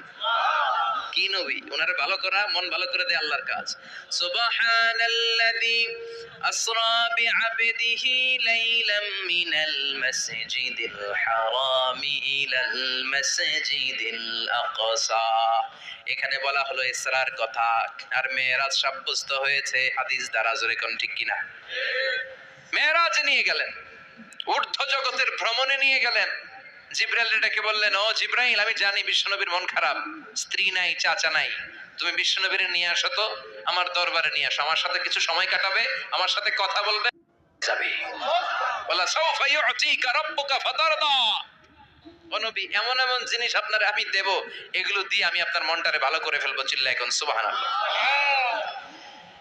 মেরাজ থেকে ফেরার পরে অত্যাচারের মাত্রা আরো বেড়ে গেল, কিন্তু অত্যাচারে মুমিন কখনো কাবু হয় না। জোরে কোন ঠিক কিনা? বিশ্বনবীরে বলা হলো, ক্ষমতার চেয়ার দেব, সুন্দরী নারী দেব, সম্পদের পাহাড় বানিয়ে দেব, শুধু কালেমার দাওয়াত বন্ধ করে দাও। বিশ্বনবী বললেন, তোমাদের 3 দফা, আমার শুধু 1 দফা। বিশ্বনবীর কয় দফা? বিশ্বনবী বললেন, লা ওয়াদাউ আশ-শামসা ফি ইয়ামিনি ওয়াল কামারা ফি ইয়াসারি। আকাশের সূর্যটা যদি ডান হাতে দাও, চন্দ্রটা যদি বাঁ হাতে দাও, যে কালিমার দাওয়াত দিতে আমি শুরু করেছি, এই দাওয়াতের রাস্তা থেকে কেউ আমার পিছনে সরাতে পারবে না, কেউ পারবে না। এই পথে আমি নেমেছি, এই পথের শেষ আমি দেখে ছাড়বো। বিশ্বনবীর প্রাইম রেসপন্সিবিলিটি হচ্ছে লিউযহিরাহু আলা দ্বীনি কুল্লি। মানব রচিত যত মতবাদ আর যত কথা আছে, যত ডক্ট্রিন আছে, সবকিছুর কবর রচনা করে কালিমার বিজয় আর কালিমার পতাকাকে পতপত করে উড়িয়ে দেওয়া। চিল্লায় এখন ঠিক কিনা? মেরাজ থেকে আসার পরে অত্যাচার আরো বেড়ে গেল, মক্কায় থাকার সুযোগ নাই, কোথাও কেউ বিশ্বনবীর আশ্রয় দেয় না, যেখানেই যায় বিশ্বনবীরে তাড়িয়ে দেয়। আবার বিশ্বনবীর মন খারাপ। আল্লাহ বলে, নবী চিন্তা করবেন না, মদিনাতে আপনার জন্য চমৎকার রাষ্ট্র আমি রেখে দিয়েছি, আপনি হিজরত করে চলে আসেন। বিশ্বনবী হিজরত করলেন, মদিনায় যে আবার মনটা প্রশান্ত হয়ে গেল। সুবহানাল্লাহ পড়ে। তার মানে যেই জায়গায় বিশ্বনবীর ব্লকেজ, রাস্তা আটকে যায়, নতুন রাস্তা খুলে দেয় কে? এজন্য মুমিনের রাস্তা কখনো বন্ধ হয় না। মুমিন বিপদে পড়লে কৌশলী হয়, মুমিন স্ট্র্যাটেজি পাল্টায়, কৌশল পাল্টায়। রাস্তা একটা বন্ধ হলে আরো 10টা খুলে যায়। চিল্লায় এখন ঠিক কিনা? এক জায়গায় কোরআনের মাহফিল বন্ধ হলে আরো 10 জায়গায় কোরআনের মাহফিলের ব্যবস্থা হয়ে যায়। এখন ঠিক কিনা? ওরা এক জায়গায় ইসলামের আওয়াজকে থামিয়ে দিতে চাইবে, আরো 10 জায়গায় ইসলামের আওয়াজ গর্জে উঠবে। ইসলামের আওয়াজ, ইসলামের বিজয়কে থামিয়ে দেওয়া, স্তব্ধ করে দেওয়া অসম্ভব। চিৎকার করে বলেন ঠিক কিনা? ওরা ইসলামকে মাটির ভেতরে পুঁতে ফেলতে চায়, কিন্তু এটা চারা গাছের মতো, পুঁতে ফেললে গাছ হয়ে উপরে ওঠে, গাছ হয়ে উপরে ওঠে, এটা থামিয়ে দেওয়া যায় না। যারা এটার পিছু লাগে, যারা এটার ক্ষতি করতে চায়, ওদের ক্ষতি আল্লাহ করে। চিল্লায় বলেন ঠিক কিনা? ফাজআল কাইদাহু ফি নাহরে। আল্লাহুম্মা মান আরাদা বিল ইসলামি ওয়াল মুসলিমিনা খায়রান ফাওয়াফিকহু কুল্লা খায়র। চিল্লায় পড়েন আমিন। আল্লাহুম্মা মান আরাদা বিল ইসলামি ওয়াল মুসলিমিনা সুআন ফাজআল কাইদাহু ফি নাহরে ওয়াজআল তাদবীরাহু তাদমীরা। ইসলামের বিরুদ্ধে যারা ষড়যন্ত্র করে ওদের ষড়যন্ত্র ওদের ঘাড়ের উপর আপনি চাপিয়ে দেন। ওরা মুমিনদেরকে ফালানোর জন্য যে গর্ত করে ওই গর্তের ভেতরে আপনি ওদেরকে ডুবিয়ে দেন। এটাই ইসলামের বৈশিষ্ট্য। ইসলামের পিছু লাগলে ও ইসলামের কিছু করতে পারে না, ও নিজের কপাল পড়ে ফেলে। ইসলামের বিজয়কে কিয়ামত পর্যন্ত জারি রাখবে কে? ইসলামের আলোকে বাতিকে কেউ নিভিয়ে দিতে পারে? চিল্লায় বলেন পারে? একটা রাস্তা বন্ধ, 10টা খুলে যায়। আলহামদুলিল্লাহ পড়েন। মক্কায় জায়গা নাই, মদিনায় চলে গেলেন। মদিনার লোকেরা গাইতে শুরু করলো, তলাআল বাদরু আলাইনা মিন সানিয়াতিল ওয়াদা ওয়াজাবা শুকরু আলাইনা মাদা লিল্লাহি দা আইয়ুহাল মাবউসু ফিনা جئت من أمر المطاع جئت شرفت المدينة مرحبا يا خير دا পড়েন আল্লাহু আকবার। মদিনার লোকেরা কোন পথ দিয়ে বিশ্বনবী আসতে পারে? প্রতিদিন মদিনার নারীরা, পুরুষরা, ছোট্ট বাচ্চারা, আবাল বৃদ্ধ বনিতা দফ নিয়ে ওই রাস্তার চিপায় ওই রাস্তার চারপাশে দাঁড়িয়ে থাকতো যে এই রাস্তা দিয়ে বিশ্বনবী আবু বকরকে নিয়ে ছুটে আসবে। তার মানে মক্কার এক রাস্তা বন্ধ করে দিয়ে বিশ্বনবীর জন্য হাজার রাস্তা খুলে দেওয়ার ব্যবস্থা করেছে কে? ওয়ালা সাউফা ইউতিকা রাব্বুকা ফাতারদা। ও নবী, অচিরে এমন এমন সুযোগ আপনার আমি করে দেব, এগুলো পেয়ে আপনি খুশি হয়ে যাবেন। সুবহানাল্লাহ পড়েন। মদিনায় আসলেন, আসার পরেই আল্লাহ তাআলা কিবলা পরিবর্তন করে দিলেন। এতদিন বিশ্বনবী কাবার দিকে নামাজ পড়তেন, এখন বাইতুল মুকাদ্দাসের দিকে নামাজ পড়ার জন্য অর্ডার করলেন। বিশ্বনবী কি আর করবেন? অর্ডারটা কার? নামাজ শুরু করলেন। ইহুদিরাও যেদিকে নামাজ পড়ে বিশ্বনবী ওইদিকেই নামাজ পড়ে। বাইতুল মুকাদ্দাস 1 মাস 2 মাস 3 মাস যেতে যেতে 16 মাস কিংবা 17 মাস, কিন্তু বিশ্বনবীর এটা ভালো লাগে না। বিশ্বনবীর মনে চায় আমার বংশের গোড়া, আমার আদি পিতা ইসমাঈল আর ইব্রাহিম আলাইহিস সালাম যেই কাবার দিকে হয়ে সালাত করতো, ওই কাবার দিকে হয়ে যদি আমিও পড়তে পারতাম। এই দৃশ্যটা আরশের উপর থেকে দেখে কে? আল্লাহ আয়াত নাযিল করে দিলেন, قد نرى تقلب وجهك في السماء فلنولينك قبلة ترضاها فول وجهك شطر المسجد الحرام। আল্লাহ বলে, নবী আমি দেখি প্রতিদিন নামাজের পরে আপনি মাথাটারে আকাশের দিকে উপরের দিকে করেন আর মনে মনে ভাবেন এই বুঝি আল্লাহ জিব্রাইলের মারফত আমারে জানিয়ে দিবে কাবার দিকে হয়ে যেন নামাজ পড়ি। আপনি যে উপরের দিকে তাকিয়ে কিছু বলেন না, কিন্তু কি যে ভাবেন ওটা তো আমি জানি, ওটা তো আমি বুঝি। ফালানুওয়াল্লিয়ান্নাকা কিবলাতান তারদাহা, অচিরেই আপনার মন যেদিকে চায় ওদিকে আমি কিবলা করে দেব। ফাওয়াল্লি ওয়াজহাকা শাতরাল মসজিদিল হারাম। ঠিক আছে নবী, আর যখন আপনার দেরি হয় না এখনই আপনি চেহারাটা বাইতুল মুকাদ্দাস থেকে মসজিদুল হারামের দিকে ঘুরিয়ে কিবলামুখী হয়ে নামাজ পড়া শুরু করে দেন। বিশ্বনবীর মনে চায় না বাইতুল মুকাদ্দাসে পড়তে, মনে চায় কাবার দিকে পড়তে। মুহূর্তের মধ্যেই মুকাদ্দাস থেকে কাবার দিকে কিবলা পরিবর্তন করে দিল কে? বিশ্বনবীরে খুশি করে দেয়া কার কাজ? বলা সাউফা ইউতিকা রাব্বুকা। অচিরেই এমন এমন জিনিস নবী আপনার আমি দিব, আপনি খুশি হয়ে যাবেন, আপনার হতাশা থাকবে না। কিন্তু নবীর হতাশাও কাটে না। মদিনায় বসে আবার হতাশ, আবার কাঁদে আর বলে, আল্লাহ আমার আগের উম্মতদেরকে কাউকে হায়াত দিয়েছো 2000 বছর, কাউরে দিয়েছো 3000 বছর, যারা কম পাইছে তারাও পাইছে 1000 বছর, ঠিক কিনা? যারা হায়াত পেয়েছে বেশি তারা ইবাদত করার সুযোগ পেয়েছেও। ওয়া আমারু উম্মতি মা বাইনা 60 ইলা 70, কিন্তু আমার উম্মতের গড় বয়স হলো 60 থেকে 70। 60 থেকে 70-এর মধ্যে শেষ। যারা বয়সী পেল 60-70 কি আর ইবাদত করবে? আগের উম্মতরে এত বছর বেশি দিলা কেন, আমার উম্মতরে কম দিলা কেন? বিশ্বনবীর টেনশন আছে না নাই? আবার হতাশ, আমার উম্মতের কি হবে? উম্মতি উম্মতি আজীবন কেঁদেছেন। আল্লাহু আকবার। বিশ্বনবী বললেন, আমার উম্মতি মা বাইনা 60 ইলা 70, আমার উম্মতের গড় বয়স 60 থেকে 70-এর মধ্যে সব শেষ। আপনাদের এই এলাকার কি অবস্থা? হ্যাঁ চাচা, আপনার বয়স কত? এরমই কত দিব? 70। আল্লাহ আরো 70 বছর দিও। 100 বছর আছেন কে কে দেখি? 100। তুমি 100? বেটা তোর 20 বছরই তো হয়নি। 100 ও ভুলে দাঁড়াইছে। আচ্ছা আর আর আচ্ছা 90 আছে নাকি এদিকে? 90 নাই না? 80 আছে? 80 নেই? এই যে আছে বোধহয়। কত হবে আপনার? কাছাকাছি হবে? আলহামদুলিল্লাহ, আল্লাহ আরো হায়াত দারাজ করো। তো দেখছেন মুরব্বীদেরকে আমরা হারাতে বসেছি, পাই না। 80 70 পাওয়া যায় না। মা বাইনা 60 ইলা 70, 60 থেকে 70-এর মধ্যে বেশিরভাগই শেষ। জোরে কোন ঠিক কিনা? বিশ্বনবী আবার কাঁদলেন, আল্লাহ আগের উম্মতেরা হায়াত পেত বেশি, আমার উম্মতের হায়াত কম, তারা ইবাদত করত বেশি, আমার উম্মতের কি হবে? আল্লাহ বললেন চিন্তা নাই, ইন্না আনজালনাহু ফি লাইলাতিল কদর ওয়া মা আদরাকা মা লাইলাতুল কদরি, লাইলাতুল কদরি খায়রুম মিন আলফি শাহর। সুবহানাল্লাহ পড়ে। ও নবী, ওদেরকে হায়াত বেশি দিছি, কদর দেই নাই। আপনার উম্মতদেরকে হায়াত কম দিছি, কিন্তু লাইলাতুল কদর দিয়েছি। লাইলাতুল কদর খায়রুম মিন আলফি শাহর, 1000 মাসের চেয়ে সেরা।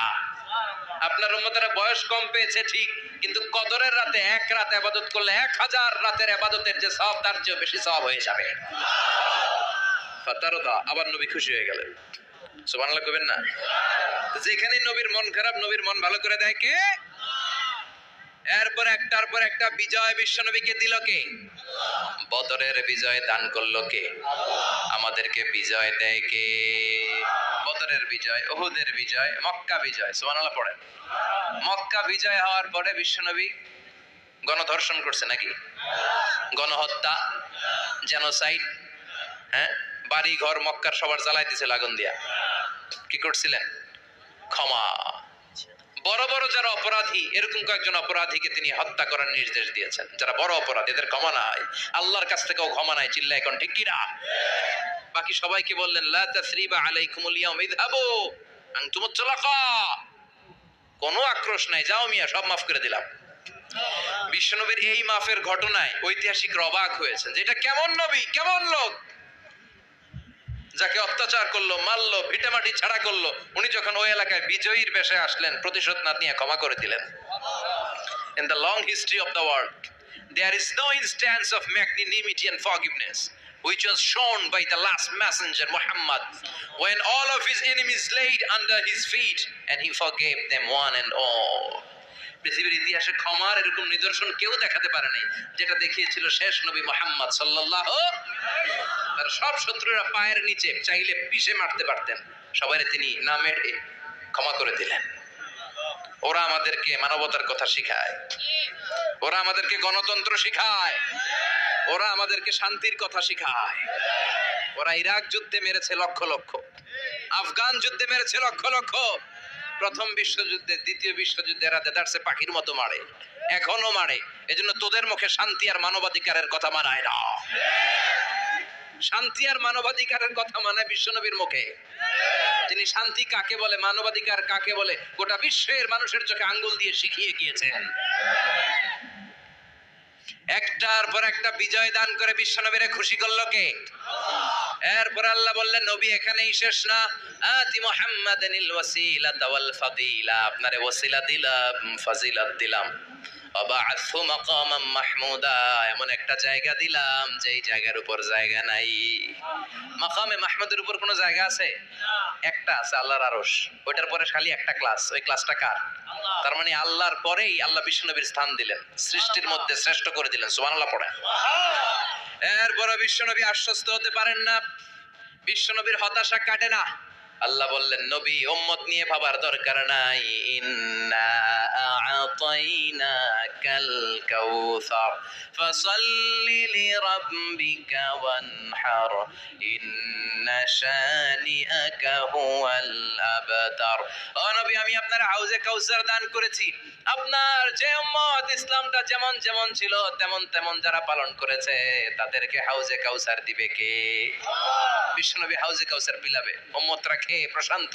এটা দুধের চেয়েও সাদা। সুবহানাল্লাহ পড়ে। বরফের চেয়েও ঠান্ডা। আবরাদ মিনাস সালজ, আহলা মিনাল আসাল, মধুর চাইতেও মিষ্টি। আবিয়াদ মিনাল লাবান, দুধের চাইতে সাদা। আবরাদ মিনাস সালজ, বরফের চাইতেও ঠান্ডা। মান শারিবা মিনহা শরবা লাম ইয়াজমা আবাদা, একবার যে এক ঢোক এই কাউসারের ড্রিঙ্কস খাইতে পারবে, আজীবনের জন্য গলার তৃষ্ণা মিটে যাবে। He will never be thirsty again, আর জীবনে তৃষ্ণা পাবে না। ফাতারদা, বিশ্বনবী এই সুসংবাদ শুনে আবার খুশি হইলেন। ওয়ালা সাউফা ইয়াতিকা রাব্বুকা। এবার হাসরের ময়দানে বিশ্বনবীর কান্না দেখে কে? ওইখানে আবার চিন্তিত, আমাদের জন্য, আমার জন্য, আপনার জন্য, আমাদের জন্য নবী কাঁদবেন। বিশ্বনবী সেজদায় পড়ে কাঁদবেন। বিশ্বনবী সাইয়েদনা জিবরাইল রে বলবেন, ইয়া জিবরাইল ইযহাব ইলা মুহাম্মদ ওয়াসআলহু মা ইউবকিকা। যাও নবীরে জিজ্ঞেস করো, নবী আপনি কাঁদেন কেন? বিশ্বনবী তখনও মাথা উঠাবেন না, জিবরাইলের উত্তর দিবেন সেজদায় পড়ে থেকে। সেজদা থেকে আওয়াজ করে বলবেন, উম্মতি উম্মতি উম্মতি। সুবহানাল্লাহ পড়েন। কি নবী এটা? উম্মতি, আমার উম্মতের কি হবে? উম্মতের কি হবে? আবার আল্লাহ জিবরাইলকে পাঠিয়ে বললেন, ও জিবরাইল যাও আমার নবীরে বলো, ইন্না সানুরদিকা ফি উম্মাতিকা ফালা নাসুকাল ইয়াউম। ও নবী, আপনার উম্মতের ব্যাপারে আজকে আমি আপনারে অপমানিত করব না। আজকে গোটা দুনিয়ার জিন্দেগিতে যেমনি একটার পর একটা পরিস্থিতিতে আমি আপনার রব আপনারে খুশি করেছি, আজকে কঠিন কিয়ামতের দিনে আপনার উম্মতের ব্যাপারেও আপনারে খুশি করে দেব গো নবী। আজকেও খুশি করে দেব। এরপর আসাক, মাথা তোলেন। আপনি সেজদায় পড়ে কাঁদবেন, আর সহ্য হয় না, তোলেন। এরপর আসাক, মাথা তোলেন। সাল তুতা, নবী যা চাইবেন আজকে দিমু। ইশফা তুশাফা, যার জন্য সুপারিশ করবেন আজকে কবুল করে নেব। ওয়ালা সাউফা ইয়াতিকা রাব্বুকা, অচিরেই আপনাকে খুশি করে দেয়া হবে। এরপর নবী আশ্বস্ত হন না। এবার জান্নাতীদেরকে নিয়ে বিশ্বনবী বিশাল একটা পতাকা ধরবেন। ওই পতাকার মধ্যে লেখা থাকবে আলহামদু। কি থাকবে? জোরে কোন আলহামদুলিল্লাহুল হামদ। এবার এই পতাকাটা নিয়ে বিশ্বনবী ছুটবেন জান্নাতের দিকে। বিশাল জান্নাতের দরজার সামনে আসবেন। ইন্নাল মিসরাঈন মিন মাসারি'আল জান্নাহ মা বাইনা মাক্কাহ ওয়া হাজার। সৌদি আরবের মক্কা শহর থেকে বাহরাইনের হাজার শহর যত লম্বা, জান্নাতের এক একটা দরজা ঠিক তত লম্বা। ওই দরজায় যে বিশ্বনবী নক করবেন এরকম, আউয়ালু মান কারাআ বাবাল জান্নাহ, সর্বপ্রথম জান্নাতে নক করার সাথে সাথে ফাফুতিহা বাবুল জান্নাত, জান্নাতের দরজা খোলা হবে। ফেরেশতারা বলবে, মান আনতা, কে আপনি? বিশ্বনবী বলবেন, আনা মুহাম্মদ সাল্লাল্লাহু আলাইহি, আমি মুহাম্মদ। ফেরেশতারা বলবেন, আপনার জন্যই দাঁড়ায় আছি। আল্লাহ বলে দিয়েছে আপনার আগে কারো জন্য যেন এই দরজা খোলা না হয়। ওয়ালা সাউফা ইউতিকা রাব্বুকা ফাতারদা। ও নবী, অচিরে এমন এমন জিনিস আপনারে দান করব, এগুলো পেয়ে আপনি খুশি হয়ে যাবেন। চিল্লায় পড়েন আল্লাহু আকবার। এরপরে বিশ্বনবীর আল্লাহ তিনটা অনুগ্রহের কথা স্মরণ করায় দিচ্ছেন। আলাম ইয়াজিদকা ইয়াতীমান ফাআওয়া। বিশ্বনবীকে তিনটা অনুগ্রহের কথা স্মরণ করায় দিচ্ছে কে? এরপরে তিনটা কর্মসূচি দিবে, শুনবেন? কষ্ট হচ্ছে? শেষ করে দেই। তিনটা অনুগ্রহ, কয়টা? এরপরে কর্মসূচিও তিনটা, যেরকম কয়টা? অনুগ্রহ নাম্বার 1, আলাম ইয়াজিদকা ইয়াতীমান ফাআওয়া। ও নবী, আমি কি আপনার ইয়াতীম অবস্থায় পাই নাই? তারপরে লালন পালনের ব্যবস্থা কি করি নাই? বিশ্বনবীর আশ্বস্ত করে বলতেছেন, নবী আপনি ছিলেন ইয়াতীম, কি ছিলেন? তো আমি তো আপনার লালন পালনের ব্যবস্থা করে দিছি। যেখানে আপনার বিপদ ওখানে তো আমি আছি, তো হতাশ হন কেন? হতাশ হওয়া যাবে না, নিরাশ হওয়া যাবে না, হাল ছাড়া যাবে না, ভরসা রাখতে হবে কার উপর? বিশ্বনবী ইয়াতীম ছিলেন, জানেন সবাই। মায়ের পেটে থাকতেই বাবা নাই।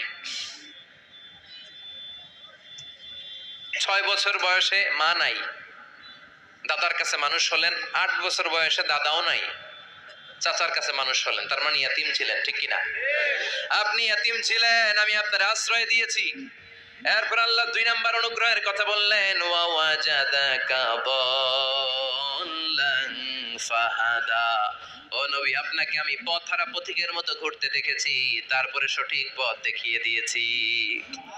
ওয়াজাদাকা দাল্লান, আমি আপনারে গোমরা অবস্থায় পেয়েছি, এরকম বলা যাবে? বিশ্বনবী কি 40 বছর বয়সের আগে গোমরা ছিলেন?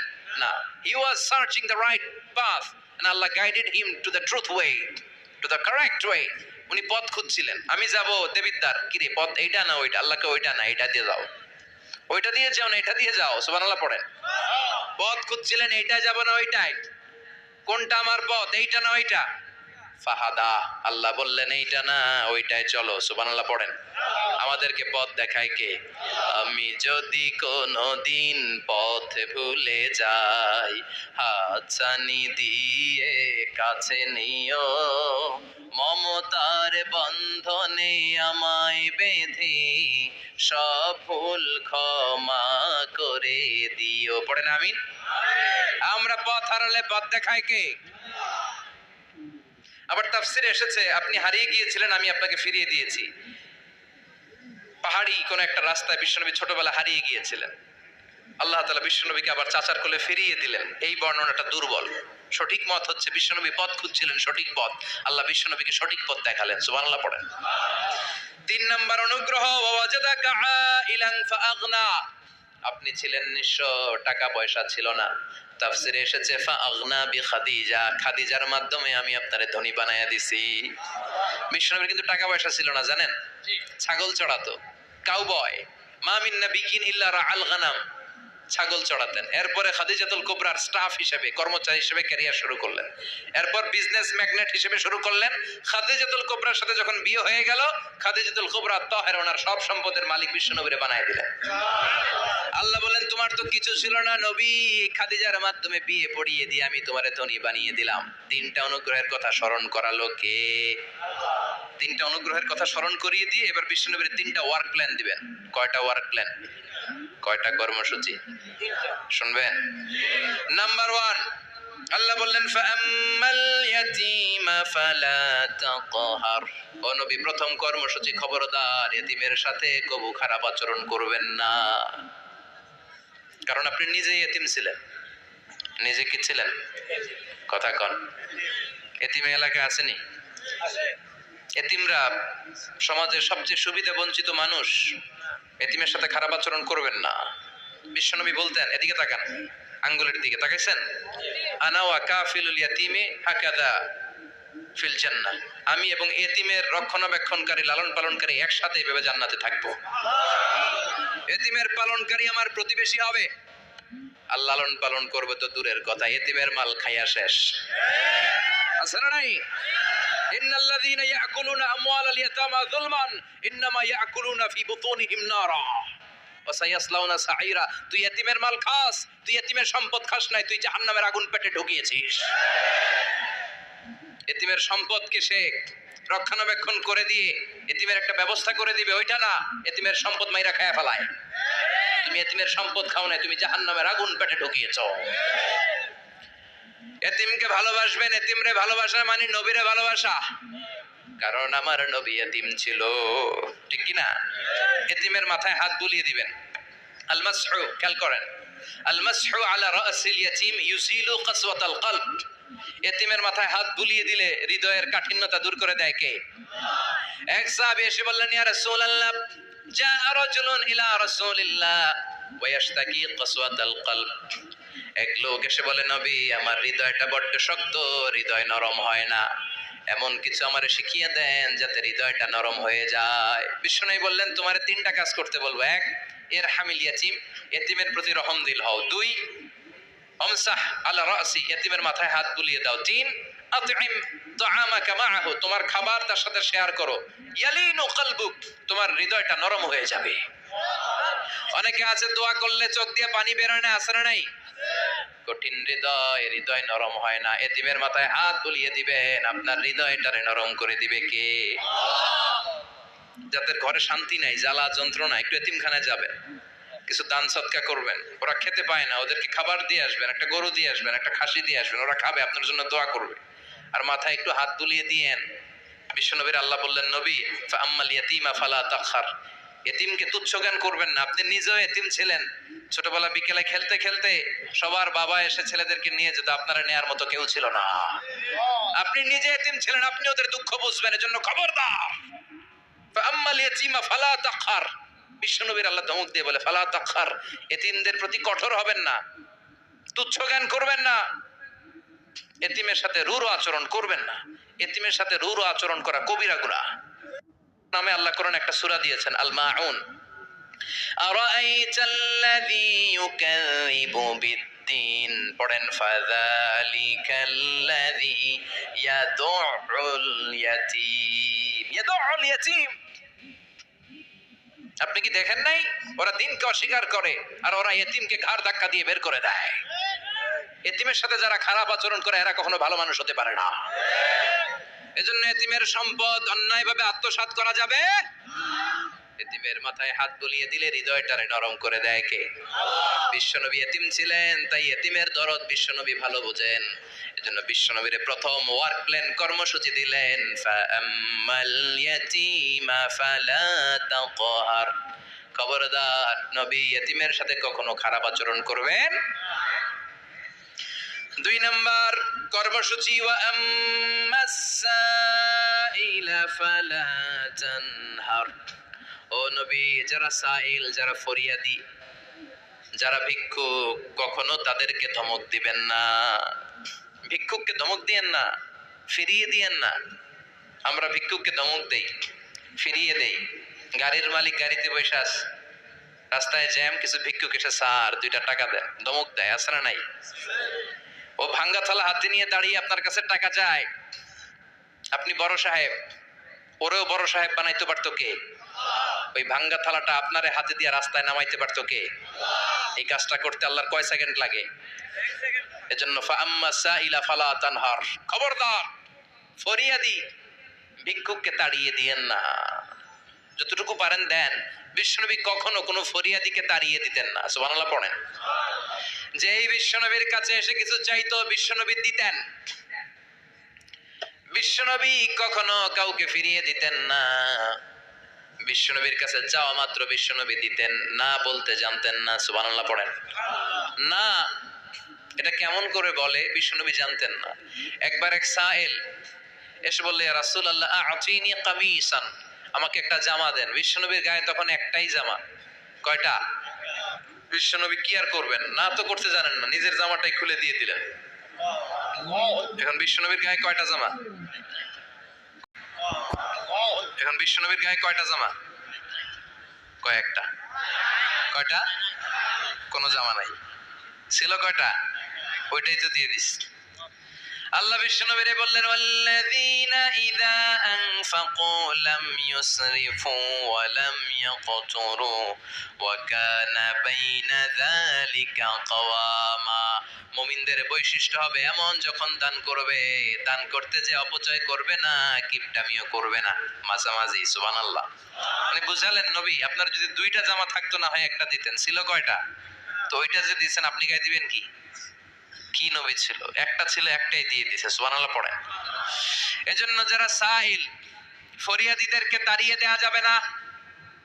উপরের হাত নিচের হাতের চেয়ে উত্তম। যারা দান করে, যারা সাইল ফরিয়াদিদেরকে দেয়, ভিক্ষুকদেরকে যারা দেয়, তাদেরকে পছন্দ করে কে?